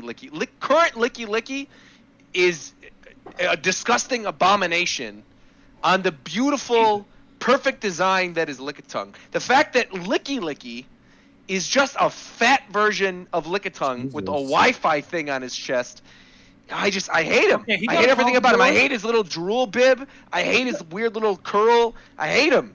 You got a problem. Lickitung was bro. perfection. Perfection. So can you put the Pokemon image up just so everybody can see It might- what it Zeph might just be- called a fruit roll-up? I didn't even I don't think Maybe you a dangerous thing to can. do. I don't know. Yeah, no, you can. Yeah, they can. Yeah, you don't want to get in Snipe. trouble. Don't put it up. Turn You it can to talk snipe. about it freely on Twitter and shit, but I feel like if you start putting it on a stream with a lot of viewers, bad things can Yeah. happen. Yeah, Didn't don't they do that when you did the not Sun and Moon, Sword and Shield leaks or something? We don't talk One about of those. that. Oh. They did get my ass. Jesus. Can I link But it? Can I? what people think is it was circular shaped and his head was in the middle there. You see it? Yeah. And his entire body looked like a yo-yo, and he had like a little tail. I would have liked that. That would have been cute. Yeah. Can I link it? Ugh, I'm glad they changed Obama Snow though. That thing looks like an abomination. That's You can probably awful. link it. Holy That's mackerel. the D, man. Ugh, or the hippos? I'm asking Shofu. What? Can I link it? Combi? You want to lick it? Link Huh? it. Yo! Oh, lick it. I thought you said you want to lick it. Bro, what am I even looking at here? What are you The looking at? Yoshi? The fucking licky, bro. That's what Zeph called a fruit roll-up in a Look Wi-Fi. like a fruit roll-up. It looks like a fucking what's the fucking bubble tape? Oh, the Hubba Bubba bubble tape. Let's see if I can find. Bro, look how shitty Reggie Gigas is drawn. Reggie Gigas is killing me, bro. See that little blue thing? That's Rotom. Oh my god. Oh, that is hideous. We're not gonna talk about Probopass? What's going That on there? fucking looks better. Just two triangles? Bro, Rampardos looks better too. Tito. Garchomp looks like Rampardos and Garchomp actually look pretty cool. I like the Garchomp two looks of like them. fucking dick on the ground. My favorite Garchomp. thing Garchomp about looks crazy I hate as the fuck. Garchomp. Is that Togekiss? What is that? Yeah. Bro, what the fuck is that Togekiss shit? used to be a fucking jet engine, but I guess What is they that shit thought it next was to too Reggie similar. Gigas, bro? What is that? That's Beta Arceus, and then the one next to that is Beta Giratina. Beta Arceus The looks fucking Giratina is hilarious. actually just offensive. Shaman looks fucking ugly, bro. What's bro? great? Shaman's just Shaman bald, alone man. got a fade. The Giratina's part. pretty funny though to look at because even though it just looks really really ugly and obviously is not a good sprite, you can see that is supposed to be Giratina. Like you could see with the wing and then the three little dots Yeah. on his Is legs. that how you pronounce it? I don't know, Giratina. How are you supposed to say it? Giratina, that's how I say it. Okay. No, I'm not Giratina? criticizing, I'm actually like, have I been pronouncing it wrong? I don't know. Is it No, Giratina or Giratina? this is the guy that said Here's a so shitty we gotta depiction take what he of what says people with thought it was supposed to be. a grain of salt. Look at It's supposed to be the Kobe, hot fun, bro. isn't it? What the fuck? Oh yeah, what is Kobe going got on with real, Kobe? Like a real person's face. Like what? Yeah, Mega go kind of crazy though. Yeah, Jan Mega looks pretty cool actually with the green wings. Oh yeah, you see that black fish? That's Luminion. The Minion, yeah. Oh, that makes sense. Okay. Oh, is the thing next to Glee Score supposed to be Darkrai? Yeah. Yeah, my favorite thing about that is that it's referenced in the movie poster. Really? Yeah. I had to look this up. Well, link me. Yeah, I'll get it for you. So see that Zeph- Darkrai? Okay. Here's the Darkrai movie poster. Oh, whoa! Oh, that's cool. That's pretty cool, Oh, actually. That is really cool. That's clever. That's happened a few times, but I can't think of any examples right now. If I find any, I'll say them. Where a design is changed from the original one that they actually had revealed? Something about it later. Well, there was a little bit of that. I remember there were like the Space World demos for Gold and Silver, and they had publicly shown the designs of a lot of Gold and Silver Pokemon that just either didn't end up coming true or they looked different when the game actually came out. Like Girafarig was one of them. I think Tortuga was supposed to be in Gold and Silver or something. Yeah, because there was that Yeah, promotional there's a Yeah. turtle that and Tyranitar. Yeah, Tyranitar looks a little different. Well, all right. Here's the beta Pokemon. But We talked about do you want those. to talk about the unused Star Fox girls? The huh? I didn't see this. Oh, I the- didn't see this either. There's What a is bunch this? of unused Star Fox characters. There's gonna be a human woman in Star Fox. What? There's gonna be Why? like a sheep. Wait. It You gotta looked link like me to this. I'll find it. Hold on, chill out. There's gonna be like an elephant. There's gonna be Yeah, a sheep girl. I There's got gonna it. be a human. You have it? Wait. There you go. There was going to be, or Oh there is my- going to be. What is this? Oh my god! There you go. Bro, what the You got hell? Bugs Bunny, a hippo, an ox. There were a lot of female characters that didn't make it in, so I think at one point Fox was gonna have a love interest very early on. And it was gonna be a human. What is this, Sonic? No. We don't talk about Sonic 06. Mike's What's wrong with bottom Sonic right. 06? There's like a female fox. You know, like something's wrong with the game when they wrote the game that the game didn't happen in the game. I know. Like, I'm But man, gonna the put it only on game stream that in came the out side in chat. 2006 for Sonic was Sonic Riders. Okay. Glad we right. agree on that. Dude. I will say this is kind of on a tangent, but I want to bring it up because I've been playing it since the last episode. I beat Star Fox 2 for the first time the other day Okay. because they put it on the Super Nintendo Switch Online thing. That game slaps, man. It's good. Yeah, it's pretty good. It's good. It's really good. It's better than I was expecting. No. That's all. I liked it. There you Star go. Fox 2. Not necessarily not like a Nintendo thing or anything, but actually it's a cool thing. Bandai is hosting a stream on Friday, and it's gonna have like Capcom and Arc System, all the big fighting teams. All the and they're fighting game basically people. talk about like the future of fighting games. So I think it's gonna be a big deal for. If it's a- rollback and shit. yeah, that's what I'm hoping. There's a bunch of Japanese studios. I hope they're gonna announce rollback netcode. Yeah, because Yeah, I don't that'd be see great. another Shit. reason they'd be like, this is like a developer roundtable with all Well, the biggest developers. I mean, I'm sure that will come up. That like would be Yeah. the most obvious thing. But I also 'Cause there think will be DLC. this yeah. could have been the situation where like this would be July 31st is when this Yeah. thing's going to be. So Evo was going to be like a week Yeah. after that originally. So I feel like if any of them had Evo announcements, this is going to be the place to make. Oh, them. for sure, yeah. But like even the initial tweet, it doesn't even like you can find info about DLC updates and like other posts about it. But like the main tweet says discuss the past, present, and future of fighting games. So and they're asking you to suggest questions for the developers. Like clearly, it's good. I think it's gonna be a big I really think all COVID stuff strong armed all these devs to start really thinking about rollback netcode as a standard, which is good. I hope That'll so. be cool. I'll be watching that. We'll have stuff to talk about next week. Vera, am I going to beat Paper Mario by next week? Oh, definitely. Nice. He's like 5 hours or 4 hours off from the end. Oh, good. Yeah, Oh, speaking of, wait. Speaking of another thing I just thought of that I was playing. Can we talk about Future Connected at all? Because we kind of we skipped over it. Why not? Who's played Future Connected at this point? I watched it because I heard it was bad. Yeah, I heard it was ass. I didn't get through it. I really liked the side mission with Banna. The Napon, that's like supposed to be from Xenoblade 2. Yeah, that's in the main game. The side quest? Yeah, that's in the main game. It's not in Future Connected. That definitely is in Future Connected. I just played it this morning. No, it's in the main game. No. Where you go to the farm and then you fight him and he's like inside of the basket and he's flying around. Yeah, that's in the main game. No, I literally just played it this morning. It's in Future Connected. No, that's in the main yes, game. it is. I literally played this. I'm gonna pull this up. I played it this morning in Future Connected. Hold on. Future Connected Banna fight. I'm telling you. Here we go. I know it. Here we go. Look. I knew I was right. I was like, I literally played it this morning. Oh, it's actually in both. Oh, it's in both? This is the same thing that's in the main game? That's weird. There's no way he like incorporates characters from Future Connected in the boss fight and like in the little cutscene afterwards. I don't know how I missed this. Yeah, I don't know how you missed this either. I don't know. I don't remember you were wrong, I thought I did everything in Future Connected. No. I know Maybe the characters in the main game, in but the this main quest game? is in Future Connected where you fight him. Oh, I mean, I was thinking maybe it's something if you do it in the main game, it doesn't appear in Future Connected because you've done it, or something like that. No, maybe, but it's in the Bionis' shoulder. It's a different area of the game. No, they deleted the. No.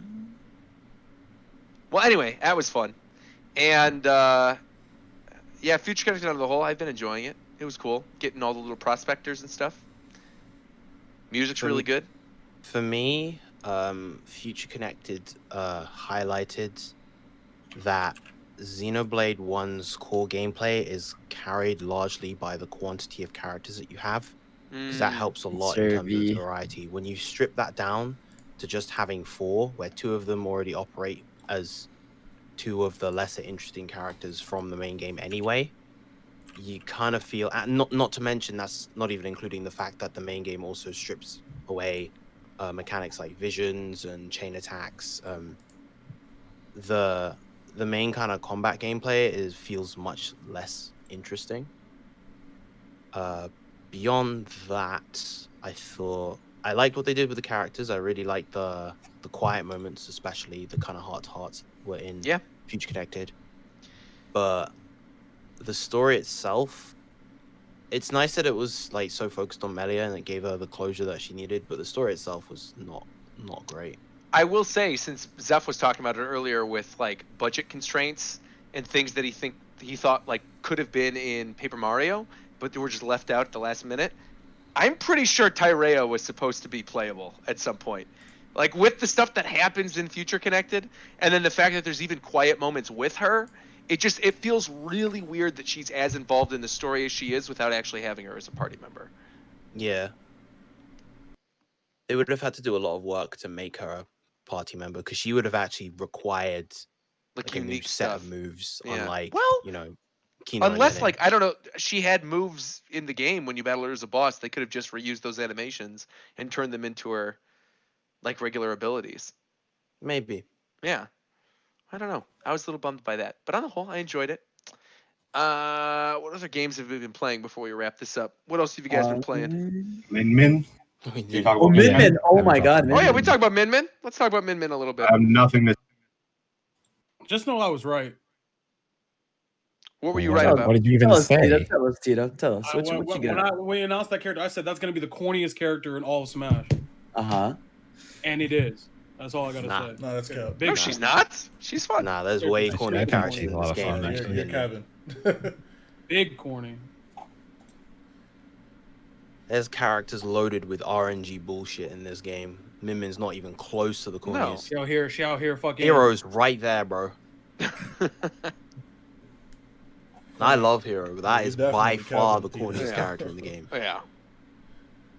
Min Min's fun. The music's good. We had Min Min on stream during Gomel. Esam ended up playing her for a game. I think he won. Oh, really? Yeah. Yeah, You know? Isam has a very high opinion. Who the fuck was of watching Gum? Min Min. Like, I he thinks I was streaming he it. thinks she's really good. I would have never known if you didn't tell me. Esam thinks that Min Min's really good. Yeah, like Cosmos top does too. 15 kind She's of definitely good, solid. Which is really strange. Yeah, she's Huh. like that character has too many no way good she's things bad. going to be bad. I don't think she's bad. She just felt like mid tier. I don't think she's bad based either. on how people were talking Well, about it. Yeah. well, here's the thing though. It's like mid-tier's people decent. play her and think, oh, this character feels underwhelming because she doesn't play like anyone else in Smash. So like you have to rethink how you play the game to play this Sure. character. Sure. Well, I think it's There are because also- yeah. Go ahead. I was saying like I think it's because what happened was what we all expected. All her moves are just like forward arm stretches. Like they do different things at the tail end of it, but they're all just that. Yeah, but okay. Yes, but the way you use each is way different. No, exactly. Yeah, that's I mean, like the outcome of how it happened is different, but like, all the moves are that. And again, we kind of went in expecting that, but yeah, I don't know. I mean, I don't think there's a way where you make Min Min an average character. She's either going to be Exactly. good or she's going to be dog shit. Like in a game where like spacing and zoning is as important as it is, like Min Min has to stay at range to be used to her full potential. So like she already wants to be like at a distance from characters. The funny thing is, she doesn't even have to. Like it seems like she should, but then she is like falling up air chains that lead into death combos. She has. She has If that you're above stupid 130, yes, you're above 130. Ram Nair, you're dead. And it's not You mean Megawatt Nair, yeah, Megawatt Nair, and you're dead. And it's like every time I play that character that works, like that's really stupid. I'm very surprised they gave this character this. She also has a frame 7 up smash. I'm not really that. That hits in the surprised. fucking sky, bro. Her up smash is so It's super high up. crazy. I just think she's overlooked because, like, in a game where there are almost 80 characters, are there 80 characters? Shit, I don't know. Wait, We're very I think we're close. past 80. Well, about 80 characters. Even characters that are above average are gonna just seem okay because there are so many characters that are above average in this game. Yeah, Right. That's true. And my thing with Min Min, I've been trying to like examine the various parts of her and how lots of the little mechanics in her moveset work. Like being able to, I think one of the strongest things with her is definitely being able to walk and jump with the tilts because it means that you can kind of vary your spacing and vary how you can position stuff. Like Mega Man. A lot of her non, as you guys mentioned before, a lot of her non like arm buttons are still quite good. Up smash is really good. Nair and down tilt are very good as well. Moves like that, but then there's a different set of issues where it's like she has a lot of these awkward dead zones in her moves, and like her physics are terrible. Her recovery is terrible, and it feels really difficult to decipher where exactly she's meant to, like where exactly she's gonna be, I guess, tier wise, and how good she's gonna end up being. Because honestly, Ultimate is a much more straightforward game than people seem to think it is. Yeah, Right. You can have some They fucking crazy limited your elements options of like it. shit. Fucking everything in that game is surface level. Yeah, Right, they limited like, everything you could ever This do. is in that why game. characters like Wolf and Palu are as good as they are, because they do the surface level stuff as well as they do. Wolf That's is the best incredibly example strong. of that, I think. Yeah, and that's incredibly strong versus a lot of the characters at high level. I think a character's a matchup character. I remember for when sure. characters had unique Yeah. options. That shit was great, man. Yeah, me too. Now everything's universal. Yeah. Okay, Wow. so I like Smash no, Ultimate, no, man. hold You on. guys are haters. I saw You guys are haters. I like it. I saw Vera comment on that Afro Smash tweet about this, and it's like I agreed with some of it. Some What changes Afro Smash I agreed with were tweet? kind of too much, and then other changes were like, well, it just gets rid of character lottery. Like, oh, your jump squat, everyone has frame 3 jump squat. People complaining about that thing is dumb because like that is a universal good change. It was stupid that It's about yeah. it's about why this character actually feels different than those other ones. That's what. no, but there's a way to. Yeah, I agree with that. Everybody But there's had a a way to different do dash that lane, without everybody- having stuff like, why do we need, I don't know, like Ike to jump on frame 11? I mean, that What's just all the point of that? contributes to It's characters like- feeling different, though. That kind of stuff is not good difference. As someone who Yeah, of played course. as super heavy back in Smash 4, it feels like shit. Yeah, of It course, doesn't of feel course. good to take 7, 8, 9 frames to jump off the ground. When Sheik in Smash 4 could do a nair, do a short hop nair before Bowser leaves the fucking ground from his jump. That is dumb. Oh yeah, If no, you I wasn't walk- necessarily talking about jump squats. Obviously, jump squats are That's just an something example. different. Yeah, of course. Yeah, I'm just talking about, in Smash 4, there's a whole bunch of different jabs and the way jabs work. All that shit's gone from Ultimate pretty much entirely. Yeah, I agree with the jab one. Dashes hurts the as most. well. Everybody's dash is pretty much exactly the same now. Not exactly, but you know what I mean. The way they in Smash 4, you can do like the different foxtrots and all that shit. I enjoyed that. Honestly, I wouldn't be surprised if they made that change. I mean, they obviously made that change on purpose, but I wouldn't be surprised if they did it on purpose because their plan was to have every character back. Yeah. And like, when you have, core components of characters' frame data like that like are varied between characters, it makes balancing way harder. And I do feel like of all the official games in Smash, that like Ultimate's the most like well-rounded and balanced of any of them probably. There's not really like any stupid crazy outliers like Smash Wii U Bayonetta or. I think in Ultimate, it's just individual moves that are really stupid more than anything. Like as soon as you start giving characters, faster jabs than others or faster jump squats or like super different, accelerations and dash speeds, like it becomes, there's a lot more nuanced interactions between characters. So they got rid of that, and it was probably because they planned to have so many characters that it would become completely unwieldy. Well, it's kind of like, just with the jabs, because the jab speeds are still different. They kept those. It's just like when a jab hits, the effect of it hitting is the same on everyone. Mm-hmm. Yeah. So like it just like, because a lot of Smash 4 stuff was like jab one into something. I remember 2020. I'm still. Wait, would you say shofu? So where the fuck are my mix-ups? Where my options exactly. at? Yeah. That way. Back another in the previous games. Well, my thing is, I don't know, because I'm always on the mind of, because I've played every single Smash game when it's come out, and I've always moved to the next one. So my mind is always at, it's a new game. Yes, things I love are going to be gone, but there's going to be new stuff to learn. So like, I agree with like, there's a bunch of shit from Smash 4 to this one that I was not happy was gone. But it's like, well, new Smash, so let me just learn what's different and learn how to use the new things. That's like how I always approach it. Yeah, but like tying back to Min too, I think that's a problem that I see with a lot of DLC is that the more unique a character is, in this game specifically, because everything is so uniform and surface level, the less I feel like you can main that character.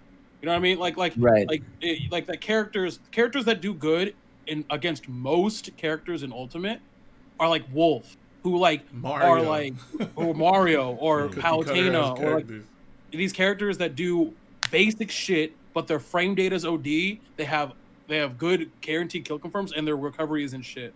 But like a character like Min, who's like super unique and a lot of her moves operate differently, means that like, oh, she's gonna get shit on in certain matchups because everybody has the certain same elements and the game operates the same way.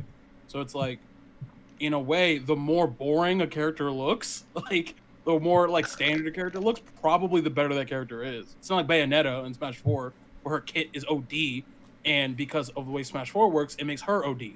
Like your kit was relative to how good you were. Like Sheik or Luigi's kit is pretty good. Like, you know what I mean? Like, I think I mentioned, I might have mentioned this on the previous podcast, but I think that Min feels like a character that would super flourish in Smash 4, but doesn't really.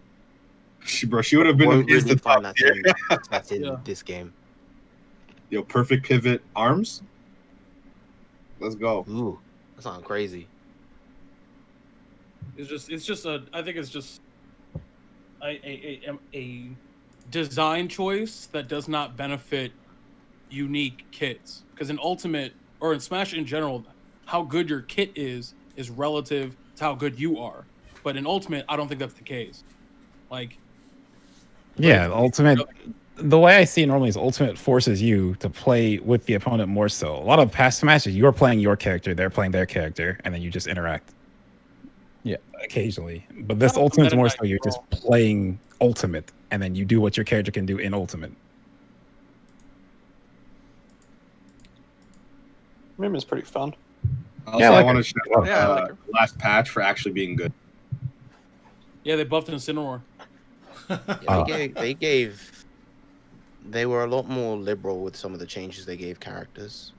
That's what I want every pack. Talk about Smash 4 down tilt back. Oh my god. I was so happy when I saw that.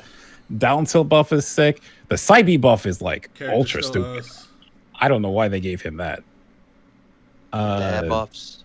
Nair buff is good if because people would fall out if you do Rising Nair. People can still fall out. It's not as common. Oh, Dare. The Dare one is the one I'm confused on because like I get why they did it, but at the same time it's like, why? I mean, his Dare is weak enough because most characters hit you at 0 and ultimate you're dead. You'll always live a Falco Dare at 0. So they made it so it has less lag to make up for the fact that it's not as strong. And also gets more top 15 now. That's cap. You don't think Falco's top 15? No. Shofu, who's your Shofu? Who do you think is top 15? I don't give a fuck, Roger. I don't give a motherfuck where any character in this dumbass game is. I don't give a fuck. I have no answer for you because I don't give a goddamn. There's half the roster is amazing. The other half the roster is ass. I want to ask you this. That's all I got for you, my guy. If you don't care about the characters, you don't want Nintendo fans to have expectations. How are you going to tie that into this? Think that people should play on Xbox? What do you like, Shofu? What do you like? He just wants facts. He doesn't like speculation. Like I try to talk to him about something that's like, there's no facts here. I love speculation. I just want it to be done in the right Wait. way. You love No. Bruh. The right way is what I just said. I just said give us the right way. The right way to speculate is to not pull random shit out of your ass. That's what I'm saying.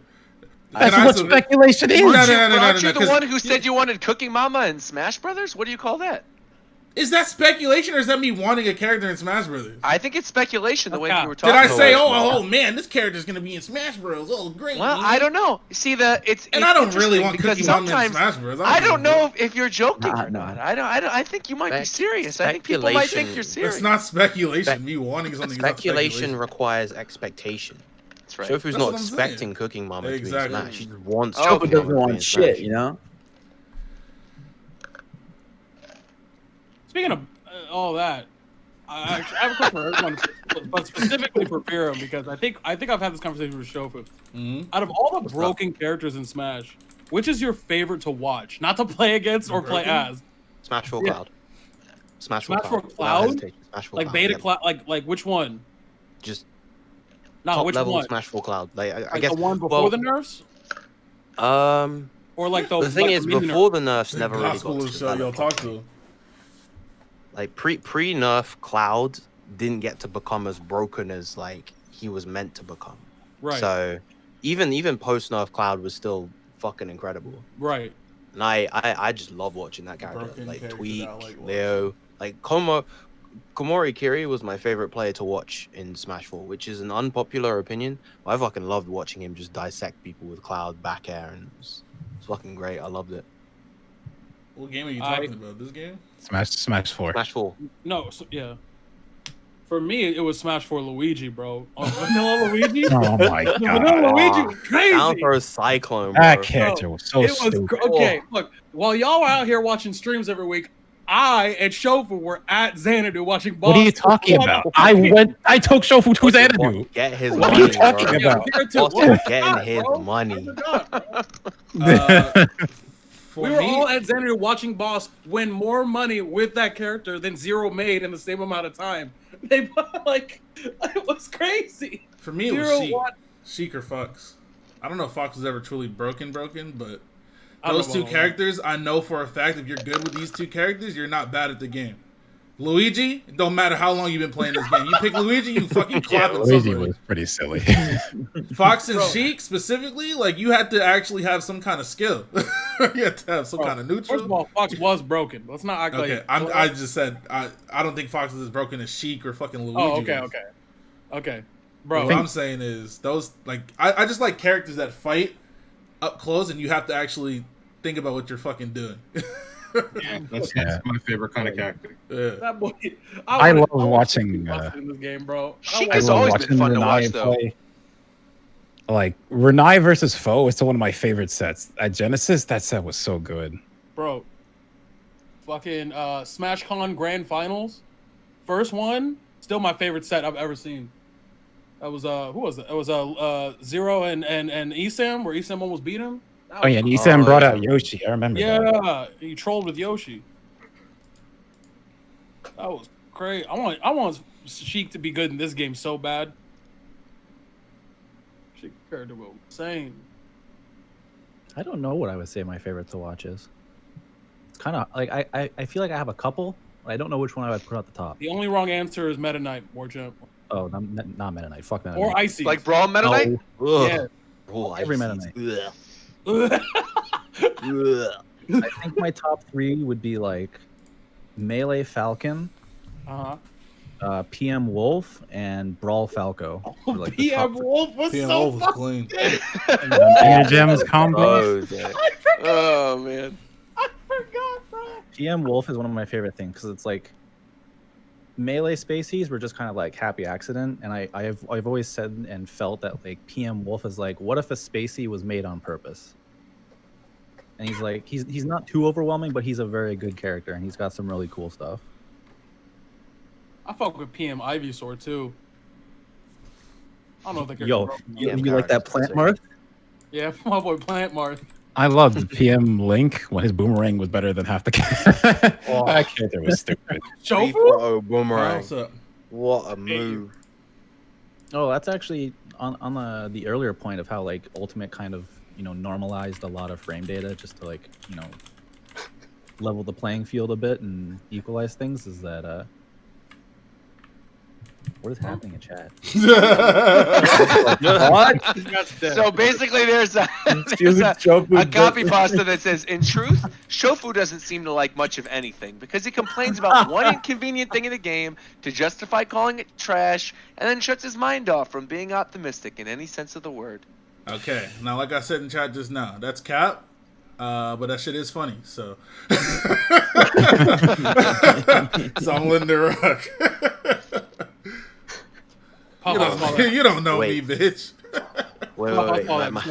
My true most favorite broken character, Warchamp. You remember pre-release PM Mewtwo? Bro, forget pre-release PM Mewtwo. Like, fucking release Mewtwo. Dude, one of my favorite Project M stories of all time is that Mewtwo King was a tester and said 3.0 Mewtwo was shit. Mm-hmm. Wait, like, what? Yeah. You know how these He was like, are. he was like, hover sucks. It shouldn't take away his jump, and his tail range is garbage. Oh, and that was like the 3 things we nerfed because they were all fucking busted. M2K bust. M2K Dude, remember when the pre-release he could do ground teleport into hover into air teleport? It was great. It was so cool, but it was so dumb. Y'all remember that I one fucked week with where I fucked with Bowser I fucked with what's the fucking Sonic patch where he was going crazy? 2.5. Yes, sir. Oh, my boy Wizzy was clopping everybody. What was the one patch? I think 2.9 was when we only added Meta Knight. I think. Was there a 2.9? There was 2.6. There was a 2.9 because was it 2.6? It was something like that, and like I still remember that we came out with that, and I don't want to say marketing because we're, you know, it's a mod building, like, but like all of our like outward facing messaging was just like, here's the Meta Knight patch. When Meta Knight was just ready, and so we included him. That patch was actually to nerf Sonic because he was fucking stupid. everything we put out was like, here's the Meta Knight trailer for 2.6. We're giving you guys Meta Knight, brand new character. We're adding on to 2.5, and like under the carpet, we just kind of stuffed all the Sonic nerfs because he was so fucking dumb at the time. You know, those Sonic fiends were like, wait a minute, I'm rating these. Like, fuck it. Y'all ain't slick. Actually, on the earlier point, when we were talking about like Ultimate, just like leveling the playing field with like certain frame data things, I don't even remember how the conversation ended. Like, I don't remember what ended up going into Project M, but I remember there was a lot of very, very heated discussions about normalizing frame data, and I don't know if it happened or not. I don't remember, and I don't know what's in the game right now with you. I don't know if it ever happened. I know what you're talking about, and I don't think it did.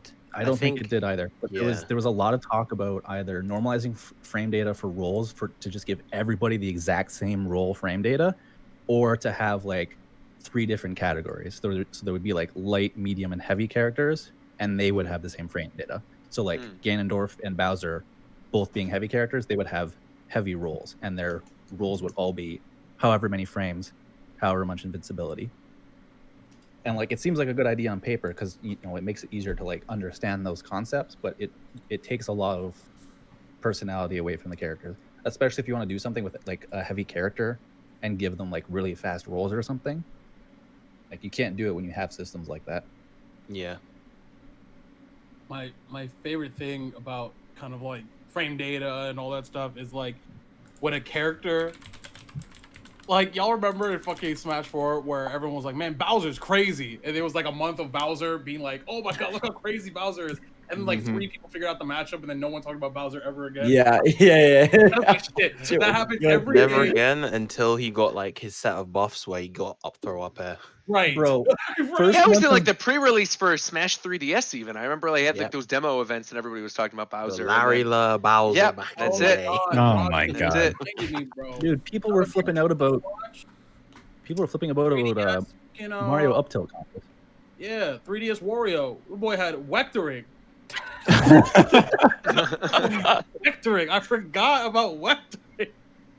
Oh my god! So glad when that shit was gone. Who was the character who was like really busted on 3DS? Was it Bowser? It's a bunch of characters. Were people like talking about Bowser's Duck Hunt? one. People thought Duck Hunt Ninja. was like the Sheik best was in the busted, game. Sonic was busted. Man, Spin Dash and Sonic hit I like visual- 30%. Greninja and Rosa. Greninja was busted. Oh, Rosalina for my sure. God. Oh yeah, Nerf Greninja. That character is still busted. Was it Brawl where for like the first month everyone thought Ike was just absolutely stupid? Yeah. Oh yeah, it It's was always Brawl. characters like that. Characters with big ass hitboxes that are heavies. They're always like Well, on those the 3DS, that makes sense, I think, because Bowser takes up the whole fucking screen and he's moving at the speed of sound. Dude, I still remember booting up the 3DS demo. Was he in the demo? I don't remember. First time I booted up 3DS and saw Bowser just running across stage, and he was so fucking They fast. had the video wait, of the characters in the demo, but the demo itself was I think Mario, Link, And Pikachu, Mega Villager, Man. and Mega Man. Mega Right? Man. Remember the demo? Or not the Villager. demo.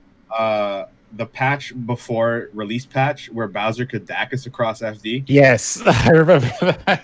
I was like, I love Dacus, but after seeing that, I said, no, that gotta go. That gotta go. Invincible up smash going How across dare they the take entirety Dacus out of of the my stage. game. Yeah, my Ruining top 3 everything. characters. It's fucking My fun top 3 favorite killers, man. characters to watch. The reason Brawl Falco is in there is because of Dacus, B Dacus, and boost grabs, and like some of his wacky laser shit that he could do on like Bro, Battlefield.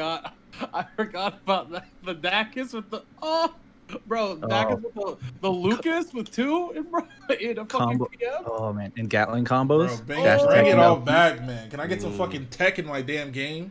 No. Cookie cutter ass vanilla ass Smash Bros, man.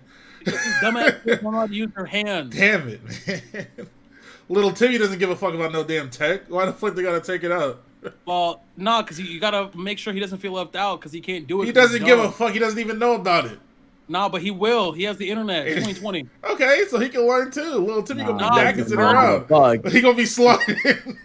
He won't be. He gonna slide on his friends. He gonna go to school the next day, start sliding, and then they all gonna know how to Dacus, and then we're all gonna be happy. He'll be trying to Dacus in real life. I want my ultimate characters in Heelys. That's all I'm saying. Slide on them. I will say my favorite. I haven't shared my thoughts really because I'm a casual. Everybody knows that. And I was going to say Brawl Meta Knight before everybody said I can't say Brawl Meta Knight. Not So I'm that. going to choose. I'm going to choose instead to say the custom Miis from Smash 4. Oh The my really God. broken. I just want to see the custom world Miis. burn. Tiny. He just wants to see the tiny world burn. little That's all this is. Tiny light roller. Roger, Those is are this just you the like best. the tornado animation? Is that why you like Meta Knight? Like you think it looks That is. cool? Like is that I thought why? it looked cool. Yeah. Okay, Because he looked okay. cool. Okay. He just wants to see everyone burn. He's like, No, but Take it was that. the Miis. It was definitely the Miis. All the custom moves and all the Miis and everything. See, That was great. customs were fun, and I actually wanted to try customs. I went to a lot of times with I missed customs, Trap and then Sapling. very quickly I was like, "Oh, this shit sucks." Fucking hated customs, were man. the That worst shit made me want to shit I rip ever my graced. fucking head off. Bro. Y'all Custom- remember Win Con? I remember. In a I tournament remember the heated debates of like, what if yeah. they do really cool things with customs and this is gonna end up being the No. new meta or whatever, and immediately it's like, no, banned. All this stuff is banned. No one's gonna be able to use I it. gotta go. Mr. I gotta go on a Wizard's rant weird again, ass. Okay, Put Like, customs on for evil. Falco had Oh my good. god, the Win Donkey Kong with Windy the Kong sucked. I hated Windy Bro, Kong. I have Win Con? fucking, You know Oh else my is Win Con? God. And then Pikachu I have comes fucking with money with nightmares from those every times, program. bro. Windy Kong was. Sapling. And niggas really thought they were nice. Bro, I remember I lived in Delaware at the time. One of the guys in the Delaware Smash scene, they would drive down to Xanadu every so often. He would only go when he could play customs. Xanadu alternated customs every other week. Right. So they wouldn't do customs on a week, and then they do customs the next week. And this motherfucker only wanted to drive down there when they had customs on because he was playing Ganondorf. And Ganondorf had like what move was it that they all used? Oh, the diagonal down horizontal. Oh yeah, diagonal down B for recovery, and the up B that killed stupidly early. Yeah. Okay, so, but what you know he would only go during customs time, and it was hell, pain. I remember loving the giant pancakes with Game & Watch. He had like the supersized pancakes or whatever, and you could just stand there on the edge and just block them nonstop with the huge pancakes. What you know about Pikachu killing you at 40 with heavy skull bash? Bro, oh my god! He had paralyzing Thunder Jolt and then heavy skull bash. Thunder Jolt. That was so stupid. You don't know about that? Okay, what you know about Captain Awesome camping the ledge for 5 straight minutes? The drip stop playing. Villager customs. Oh my! I don't even. Oh, that Evo was so cursed. What you know about Trip Seed? You don't know about Trip Seed? Exploding balloons. Don't even, bro. In the giant loiter rocket. We went through hell so you could walk on Earth. Y'all don't know about this life. I remember. Yeah, Luigi Luigi was still broken, so it fucking on Customs Week he would just play regular ass Luigi. Bro, I remember using the Hyper Monado arts for Shulk, and I remember getting a kill with uncharged up smash at 30. It was great. Bro, I need to see this. I was down at like 150, one uncharged up smash. And I just win. I want to say that I'm not making this up. Didn't Diddy Kong have like a banana that paralyzed you? No, it was a banana that always tripped. Right? It was like some shit like that. It was something like that where you always tripped or like you get paralyzed for it. It had the effect of like. Speaking of paralyzed, remember Sheik's needles? Oh my god! Okay, but y'all remember exploding hydrant? The Pac-Man stuff was unbelievable, bro. The Pac-Man stuff was annoying because you literally have to figure out mid-match what the hell do all these fruits do again. Remember fucking what's Sonic's fucking shit that grounded you? Oh, that shit was god! I can't believe we ever played with Smash kills you at like 80. Horrible, man. Worst thing ever, bro. It kind of blows my mind how thoroughly Ultimate has just like memory hold Smash Wii U. Oh, and Sheik had the fucking fast-ass grenade that she could true combo out of fair. Oh my god. Like, you look at the Smash Wii U character select now, it doesn't even look like it's real. It looks like someone fucking redesigned the Ultimate one and took out the characters they don't like. Smash Wii U's? Yeah. Yeah, they kept Rob. Bro, he's not going anywhere. That's such an easy. They don't have to pay anyone anything. Like, oh, Rob, throw him in there. Yeah, Smash Wii didn't have Pokemon Trainer, just Charizard. Like, he was just fucking gone. That was such a weird thing. I remember when we talked about that, like when they had the trailer for Charizard, where we all thought it was like Mewtwo for 5 seconds before it was Greninja, and just finding out that like characters didn't change anymore and separated, or like when Sakurai said, "Oh yeah, Zero Suit Samus isn't going to be in the game," and then 5 seconds later it's like, "Oh yeah, Zero just Suit's kidding." Back. Yeah. Smash 4 was so weird, man. Yeah. Oh, I got my I got my first hacker in Smash Ultimate. I was playing online. Yeah. And I saw I was playing online on Steam and I saw fucking Giga Bowser. What? Let me show you this clip. It's a godly clip. I swear to God, look at this. It took you like 20 seconds to even notice. Bro, I didn't even notice until the Met. It's unbelievable. I didn't even know that would show up on your thing. Dude, it's what? Whoa, Giga. Yeah. I don't even notice it.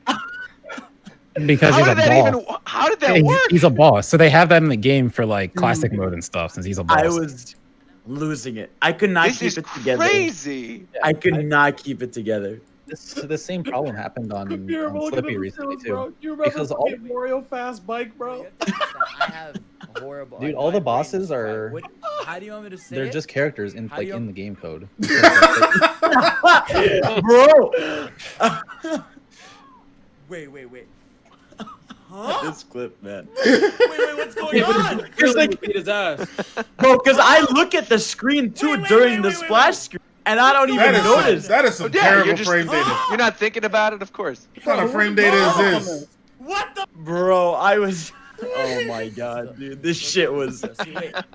I spent the next hour on stream just like paralyzed. I was like, I don't. What the fuck happened? Did you win? No, I did not. Trash. So you're saying all the bosses are technically in the game as characters. So like Ganon is playable, and like that's the reason you can play as Master Hand. Do they in have a Melee, moveset? you can. I think Master Hand is in Melee as character ID 0, if I remember right. And like Mario is number 1, and then it goes from like 1 Dracula, to Marks. Yo, Marks would be clean. They gotta let all these bosses just be playable. Because it just makes make them playable. It makes it easier for them because by making the bosses basically as characters, then they can just reuse like the AI system that they already have. Like the AI knows how to like push like side A or side B or whatever, and so they just have to like set up special like AI conditions for the boss itself, instead of having like an entire other system for bosses. You can, I mean, there's a glitch involving name entry on Melee that lets you play as Master Hand, because it just glitches your character ID by like opening the name entry screen on the same frame you hit start to go to stage select. The game just like freaks out, your character ID gets set wrong, and then you can play as Master Hand in Melee. Slippy Melee net play actually had this problem recently because they weren't doing anything to check if like the character you picked was an actual character, and so there was actually a pretty big clip going around where Mutaking fought someone who played as Giga Bowser on rollback net play, and it was actually really funny because it was Mewtwo So like they played the first match, and then the second one, Mewtwo went Jigglypuff because he's Mewtwo and he had actually like labbed the Giga Bowser matchup and like knew a whole bunch of like Giga Bowser specific tech where like the only good move Giga Bowser has is up B because it's fully invincible and everything else is slow and you can avoid it. So like the best way to play Giga Bowser is just to spam up B on stage. But like if you're playing as Jigglypuff, if it doesn't shield poke you, you're actually plus on hit, so you can just rest out of shield and it kills Giga Bowser at like 0. So like he knew all this shit to like counter Giga Bowser. So like he lost the first game and then he force stocked the Giga Bowser the second game and they disconnected. Oh my god! And then after the match, he went into like all of the frame data that he knew about Giga Bowser. And it's fucking hilarious. I really do just want playable Marks now, though. Like Marks and Dracula would be so fun. Even if it was something you couldn't take online, just to like throw it in there for fun. They might as well do it. Why not? Playable bosses, man. I think that's it. I think we covered pretty much everything. You guys have any other thoughts? Oh, Ash got a Farfetch'd in the anime. Ash caught a Farfetch'd. He also has a Dragonite. That's right. A Dragonite, a Riolu, a Gengar, a Farfetch'd, and a Mr. Mime. That's but he's gonna lose and then release them all again. Okay, so. no. But his thing now, you can't say he's gonna lose when he just won. Yeah, he won, so then they can just let him keep losing again. But then they can be like, "Oh yeah, but he won that last time." It's alright if he loses, because if you lose into Leon, that's true. That's You what's crazy about that? As an aside, okay. Leon is really the guy. Leon is the guy. Truly is the guy. Leon is canonically stronger than literally everyone else except Cynthia. Cynthia's and except the main character of Sword and Shield. An 8-year-old beats him in a week. So fuck that guy. Tragic. Yeah. Oh yeah, Ghost of Tsushima. That game is sick as shit. Oh yeah, I haven't played it yet. I'm excited. Oh yeah, so good. I'm done. Can't wait. I'll be doing a whole lesson on my stream on Japanese on feudal Japan. So come through. Cool. Yeah, I started last night. Sick. I can't wait to play it. It's gorgeous. Like oh my god, the environment. What the fuck I hate you. What'd I do? Did you show some Korean porn again, Shofu? Whoa! What? Shofu what? No, I did not. Again. I dug up the clip of M2K talking about the Giga Bowser matchup. I don't know if you want to show it, Shofu, but like, that's if anyone else wants to look at it. I'm good, man. But where's that shit at? There's a second Shofu copy pasta. What the fuck? Let me see this. Alright, since everyone thinks it's funny to clown on what I said about reacts to negative things in video games, I'll set the record straight and don't copy pasta this, since I'm sure you have better things to do than troll others in a harmful fashion. Oh my god. I mean, he does. Harmful? What is harmful about a copy pasta? Are you some type of loser? Yes, he's in the chat. He's in the chat. Obviously, the answer is yes. Oh my god. What a bunch of weenies in there. Come on, man. Look at all the sheep. Okay, look at all the sheep. Copy pasta. It's a copy pasta. I did it first. You a sheep. Fuck you. Actually, no. If you did it first, that would make you the shepherd. Actually, that'll make everybody else. That'll make everybody else a sheep. I did think this is random, but we're talking about like weird things happening in chat. Over the past week, I've gotten so many people tweeting at me, being like, "You're such a Shantae hater. Why do you hate Shantae so much?" I know, and I'm like, where is this coming from? And it's like there were people who were like leaving it as a comment on all of my Instagram posts and stuff, and I don't know why. People were like, "Oh," it was like. I don't watch Roger's Base. He's the #1 Shantae hater, and he sends like awful hate to the Shantae community. I'm like, what? I fucking knew it. I'm like, I never even talked about Shantae. All I mentioned was like, I made some tweet a long time ago where I was like, Shantae fans are a little weird, but like I have no problem with Shantae. You heard what he said. I was like, if Shantae, no, but I was like, if Shantae was in Smash Bros, that'd be fine. Like, I wouldn't be hype, but I'd be like, that's fine. It wasn't like I was hating on Shantae like Steve or Doom Guy or something. Like, I just straight up said, you know, Shantae's whatever. But there was like this subsection of people who were tweeting like, Roger's Base is such a Shantae hater, and he's just like the worst of the Shantae community, and like we're all suffering because of him. No, I like Shantae. Shantae's fine. Shantae fans are a little weird. I haven't even played the new Shantae. I haven't even played the new Shantae yet. I mean, that's crazy. I mean, it's very on brand. To hate Shantae? I mean, that's a very Roger take. What? I don't even know what that means. I don't agree with that. I'm just trying to bait him. I don't know. Like, I'm like, I don't know even what that means. I'm trying to bait. Like that's fucking funny as shit, man. Paper Mario 64 is definitely the best Paper Mario game of all time, though. I'll tell you that right now. No debate. People who like Thousand Year Door more than the original Paper Mario got to go replay the original Paper Mario, because you're wrong. It is. Don't they have intelligent systems making these games, right? Yeah. I don't like, because I see that, and in my head, okay, I'll get to that later. But in my head, it's like, why don't they just make an actual RPG when they have a good RPG studio making this anyway? I don't know, man. Yeah, it's a little strange.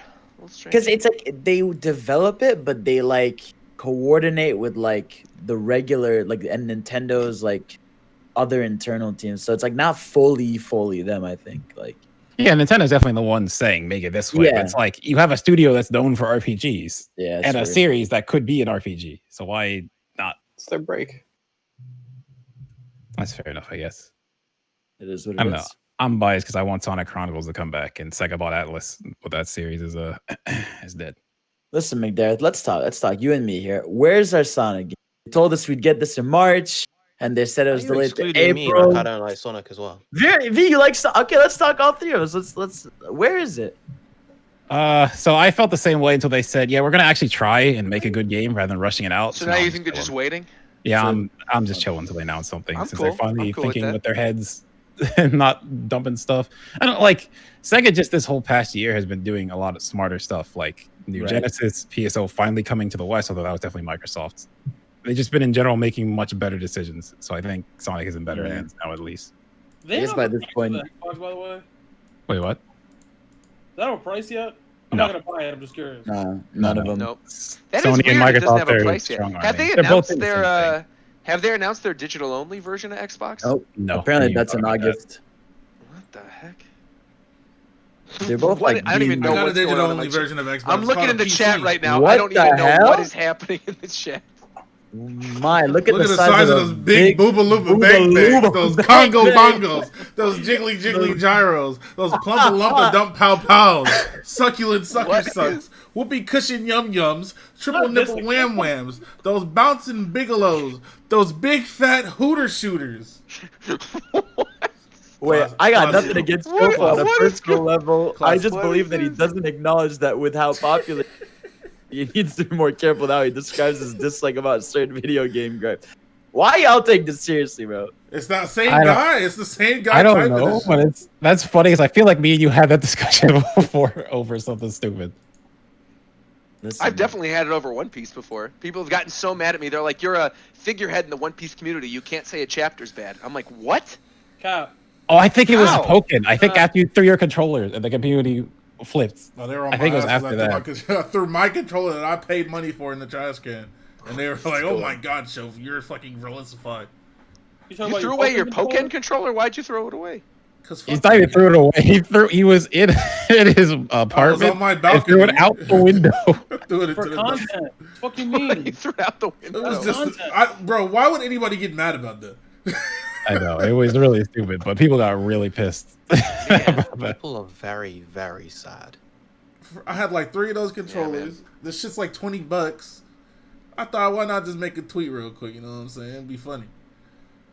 How dare you destroy a product? I didn't know the fucking Pokken controller was a symbol of There's what some- the there's entire people community that- stood for. There's people that would die for that controller and you just threw it. Yeah, That's what the die, internet just says. like Those the game. people need help. That's what they need. Yeah, that's true. It died just And like the since game. we're here, Pokken Free Weekend, the 29th to the 4th. Why? You have Nintendo Switch Online. You Wait, can play the game deadass? for free. Yeah. Shofu, If you have you gonna Nintendo Switch play it? Online, you When can they- play the game when they for free. announced that? Like last week. Just the other day, yeah. Are you excited? Additionally, Shofu? they announced that there's going to be another ARMS Am I Open. excited? You can compete in the ARMS tournament. Yes, you are. I'll be playing in it. Mike will You be will? joining me, I'm sure. Mike's going to be playing in the ARMS tournament, Y'all right? remember Ninjala came out? Y'all remember that? Bro, That we need to talk was about ass. Ninjala, What bro. even happened We with need to talk Ninjala? about Oh my Ninjala. God. I played the Dude. beta one time. I never touched that game again. Everybody told me that Yeah. game is fucking ass. But I Man. knew it'd be ass. It had such knew it was potential, up. though. I felt like They it always have really could have been potential. good. They're not I on the played right. that They're game. not on the right console for games with potential. I was like, this is like, all right, guys, today we're 20 minutes later. I up tweet of the stream. I'm like, this game's ass. We're playing Mario Maker now. Peace out. It's so ass, bro. I don't know what the fuck is going on. I genuinely can't tell you. It's slow. There's like people. Oh my god, that game. I can't believe it exists. Ass. Bro, you still typing fucking dissertations in my damn chat? Nobody cares. No Shofu, I'm not citing novels. These are my Hey, own words. hashtag fuck the chat. Fuck Now up y'all know talking why. to me. Make that Damn the it. copy paste. All right, fuck the chat. The fuck is good with that guy? People think it's a game out here. I don't What is care at all. You're not even right to begin with. The first thing you said was wrong. I don't hate every game. Don't take everything I say seriously. You're gonna be all right, man. What are your top 5 favorite games of all time, Shofu? Of all time, Just to prove to people that you like them. Yeah. Top 5 favorite games. My Smash Bros. In general, I'd say just the whole series. Fair. Yep. No More Heroes. Really? Of all time? My favorite. Yeah. Yeah. Wow. Yeah. Okay. Cool. Breath of the Wild.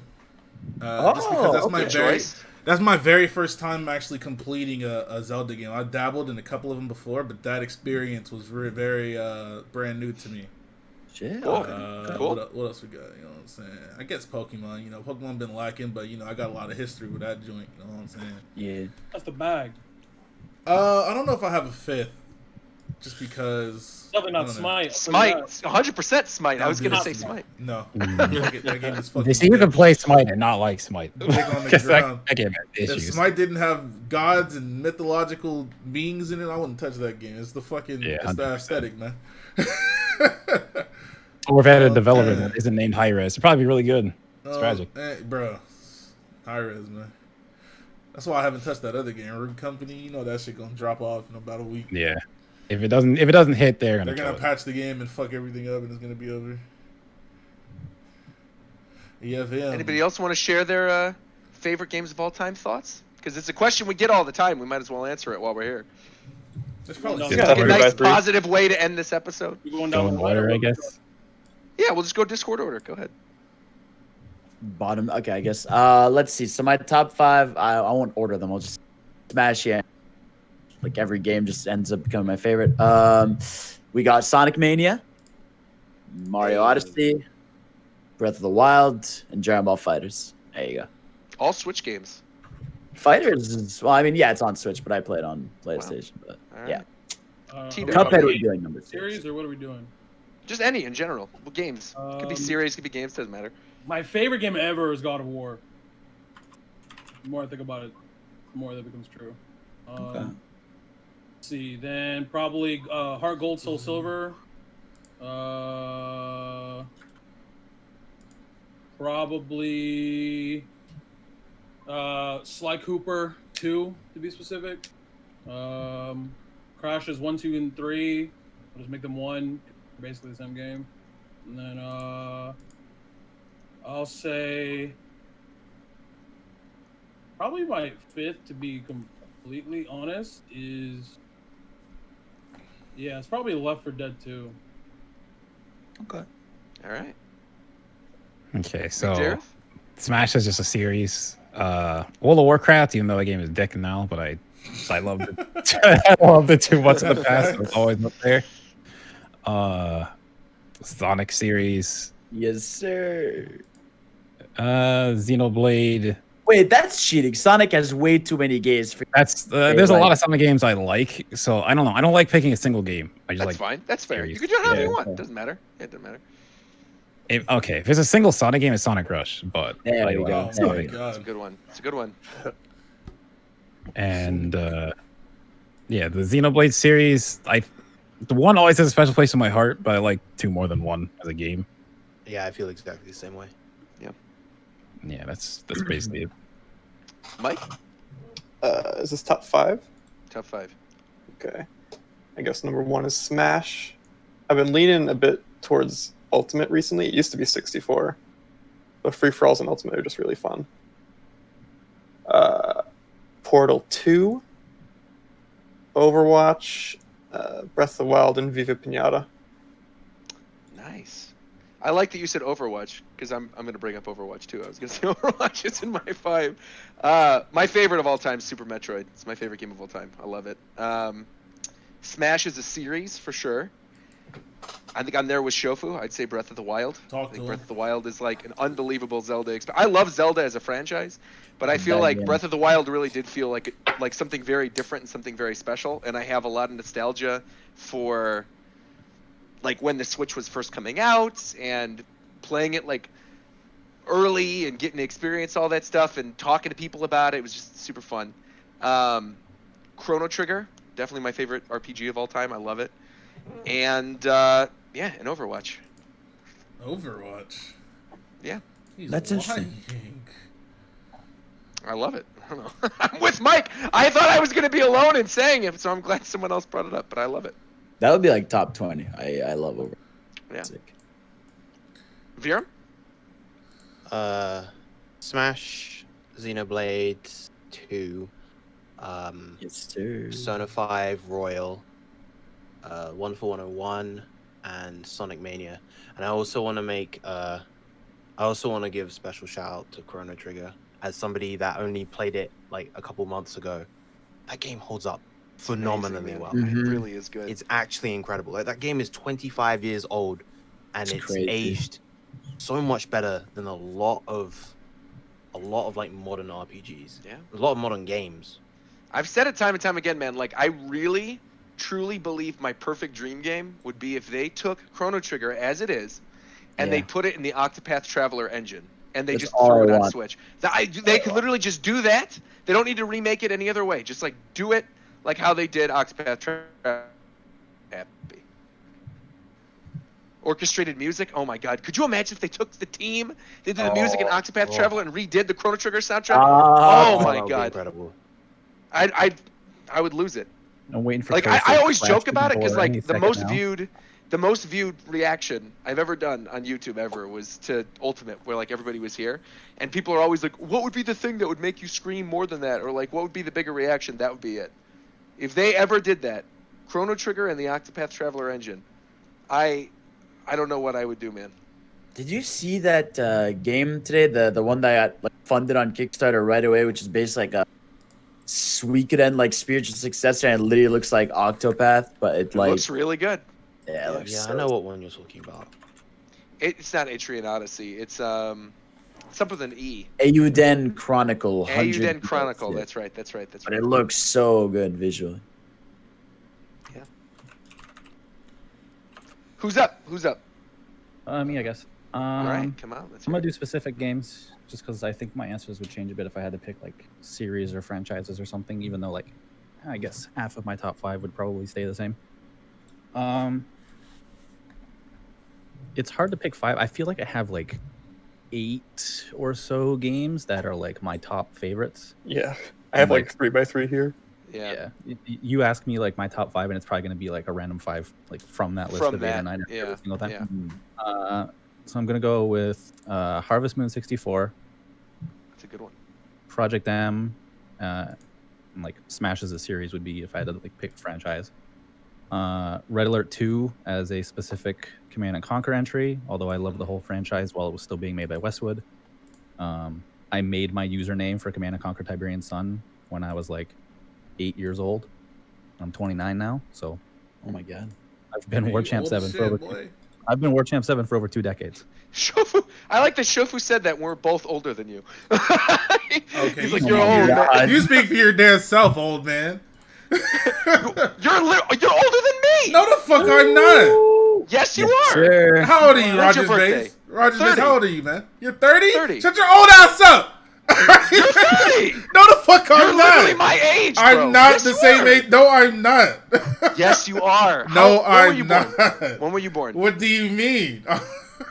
What year were you? You were born in 1990. No, I wasn't. Who told you this? We're just throwing out. Right, like what the fuck? Fossils in the chat. Wait. No, 91 maybe. You I'm were not born 30 in years 91 old. then. You're 30 years old. You're 29 Get your then. old You're ass 29. up. Get you a cane and start, you know what I'm saying, using that support. We all can bet you.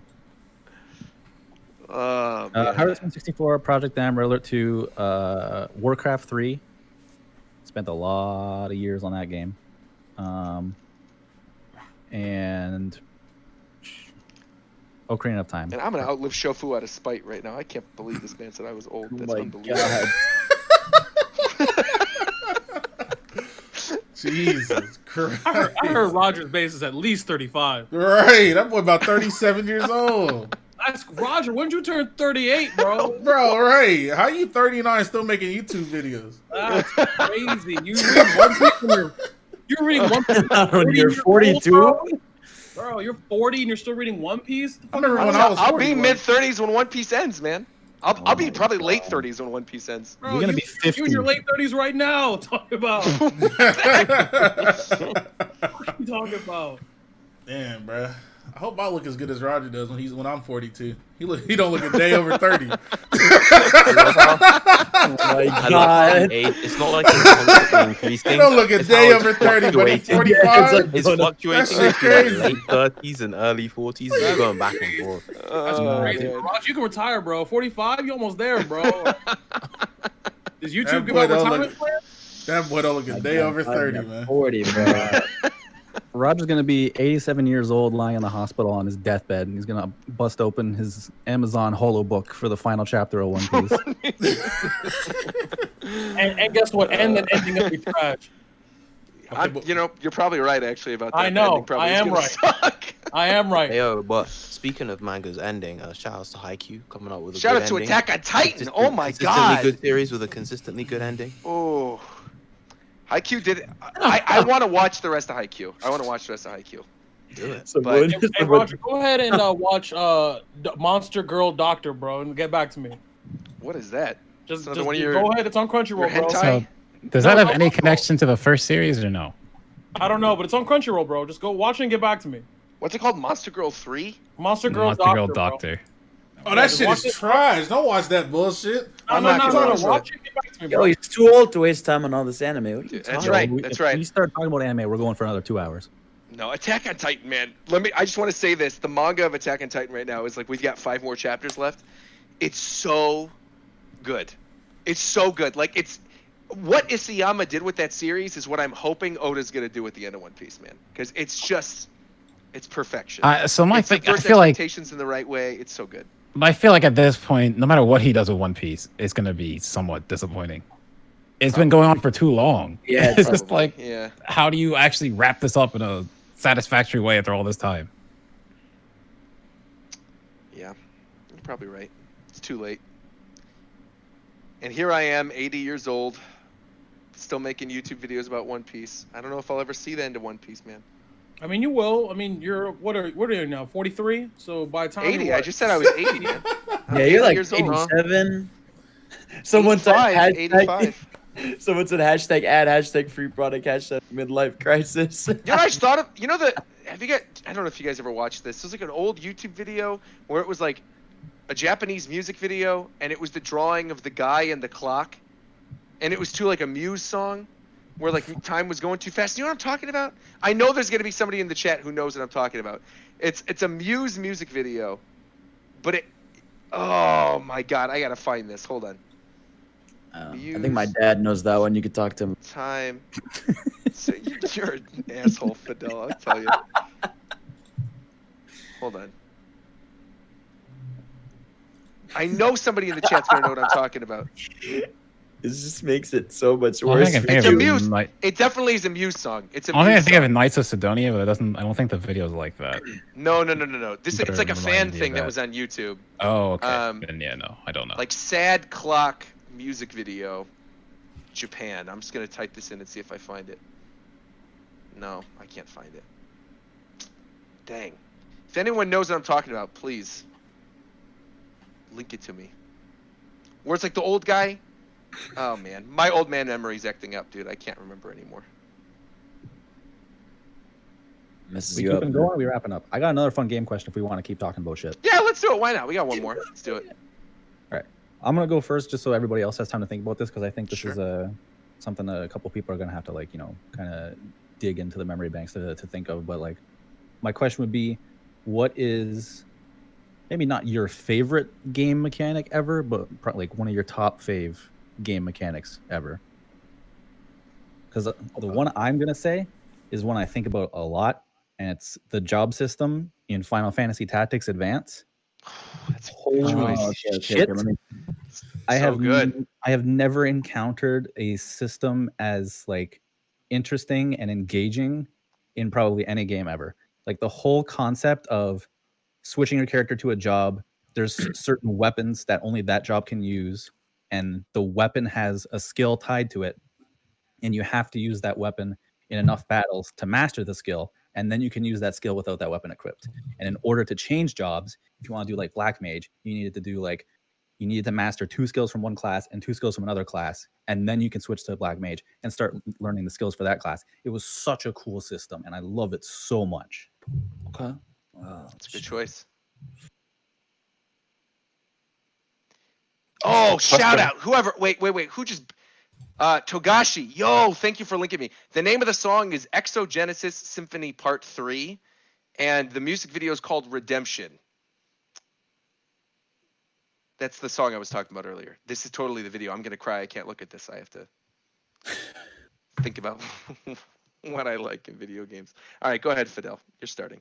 Shit. God, we're doing favorite video game mechanic. I Pick one you really like if you don't have like an all-time fave. I'd say I really love the cappy mechanic. Like just the idea that like you can experiment with shit, you find random stuff, you're capturing enemies. I love like what it can do, and like hopefully like there's an honesty to like the potential of it. It's a satisfying mechanic to just throw it and just see sometimes which things it'll work on. Like you throw it at a sign, it works. You throw it at a Goomba, throw it at a Bullet Bill. They're all these guys. That's like one of my favorites. Tito? All right, so I have 2, and one's from a game and one's from a fighting game, so I don't know if that counts. But the one from a regular game would be mounting monsters in Monster Hunter World specifically. That's a good one. That's a good choice. Every time you do it, it's OD. Every time you do it, yeah, it's lit. Like and all the homies are like, like every time you do it, it's crazy. And then my favorite fighting game mechanic ever is the tag system, like assist systems. That's my favorite. Like specifically the one in probably Marvel 2, Oh man. Probably like Marvel 2 is the best just because of the variety of characters. Marvel 3 is pretty good actually, but Dragon Ball FighterZ actually has a really good one. But just that whole idea of bringing in a homie to like do a thing, I just always found super super cool. So yeah, even though it's unbalanced. No, I'm with you there. Fair enough. Dropping Mega Man's level 3 in the original Marvel vs. Capcom. Ooh. Oh man. I want a new Marvel vs. Capcom so bad. Bro, the tag mechanic is crazy. Like in MVC2 and MVC3. Like it's crazy. And being able to hit both characters. That's the other thing I like about it. Oh, it's so cool. You get that. Even like in fighters, I love that. Land both of the characters are out. You over in the back for them. Because if they were invincible when you came out, it'd be whack. Yeah, but the fact that you can hit them makes it somewhat so satisfying. Okay, so for me, it's hard because I also like job systems. Like in RPGs, I love that. That's what I love the Bravely series. I think the first game to really put me onto it was Penny Arcade on the Rainslick Precipice of Darkness 3. Had a similar system where they just took from an old Final Fantasy. But like the fact of like learning a job, mastering it, and then matching jobs to get different abilities and make builds. But I think a lot of that's tied to just like progression in general. Because like that was my other thing is like the reason I loved WoW is because I can go in with a group and we can work towards something. We can beat it. We can get stronger and keep doing that. So I love it when a game gives me like a challenge that I can work towards and overcome. That's like what I like about like Dragalia and like Grand Blue and stuff is like I can farm up, get stronger, and with friends or with a random people beat this thing I couldn't beat before and then keep progressing.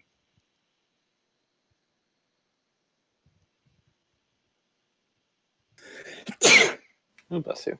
Mikey! Thank you. I thought I muted myself, but I was wrong. Mike, you're up, man. Oh, I thought McDarrett was still like gonna talk. No, I was done. My bad. I got two. I'm thinking either diving in Mario, specifically Mario 64, or Genji Dash Reset. That's a good one. I'm gonna go with one from a game we already brought up. I love Stasis in Breath of the Wild. Like all the weird stuff you can do with it, jumping on top of stuff and hitting it. That's what I was gonna going say. flying. Dude, Stasis is so much fun. I love like all the different weird physics mechanics in Breath of the Wild, but Stasis is one of my favorites. Yeah, McDareth brought up like the Bravely mechanics. I really liked the way boosting and braking was handled in Octopath Traveler. I think that was good.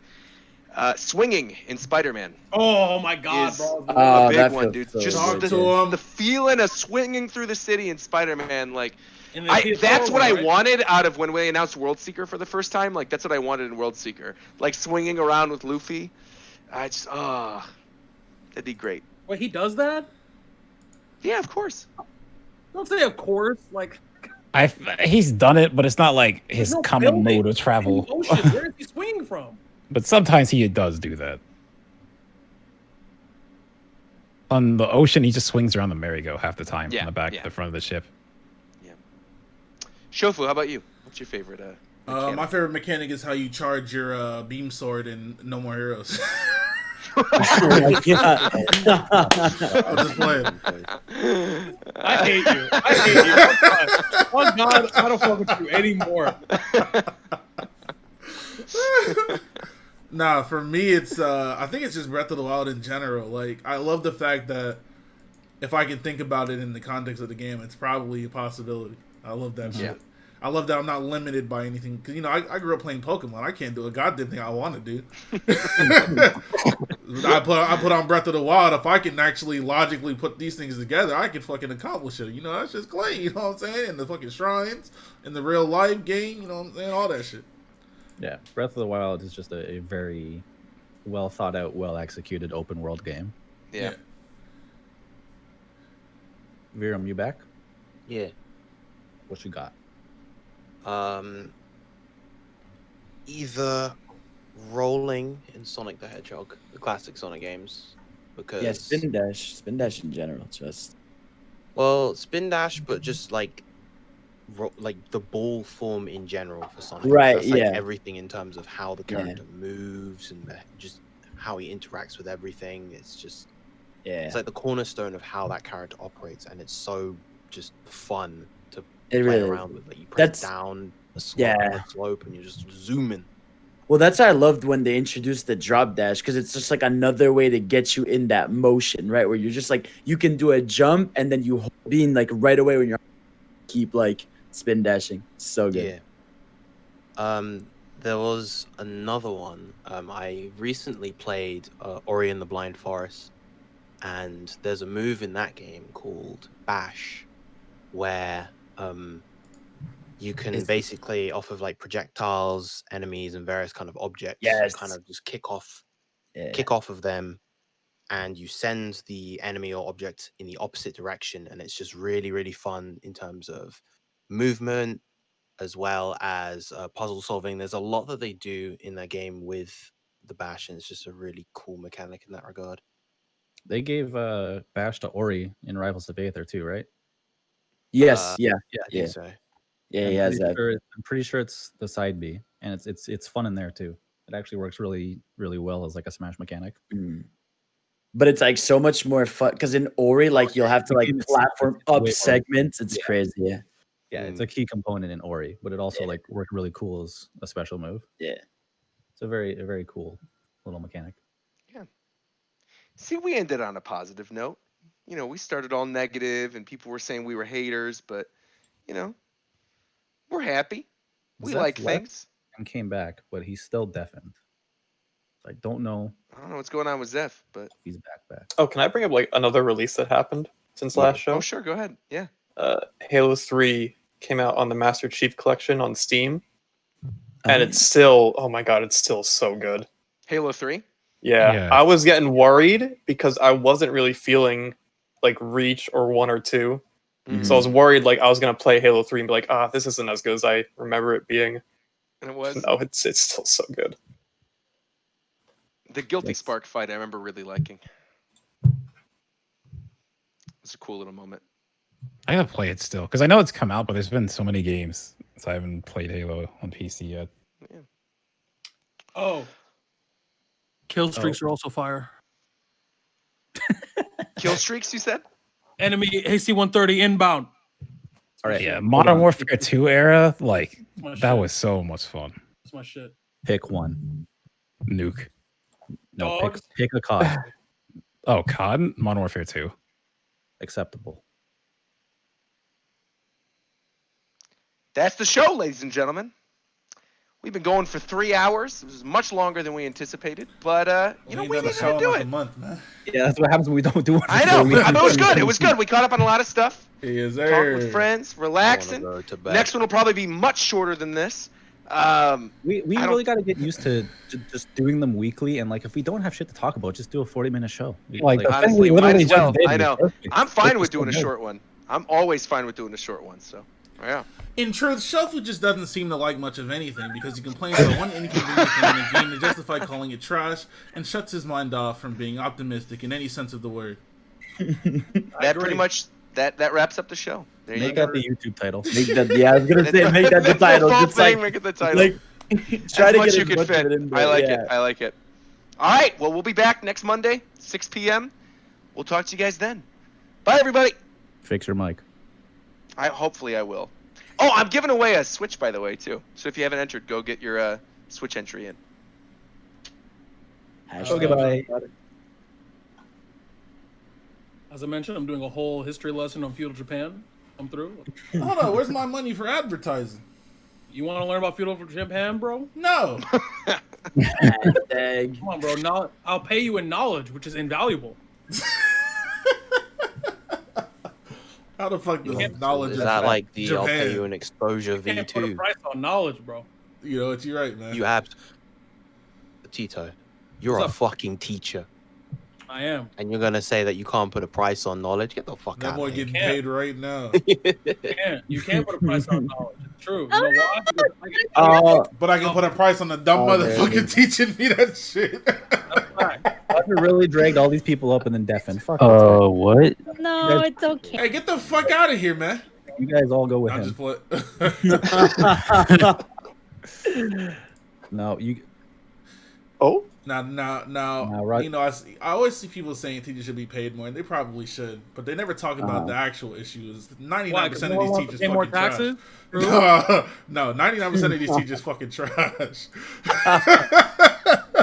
Bro, when I went to school, my fucking math teacher would read out of a textbook, put a problem on the board, and that was it. He wouldn't answer no damn questions.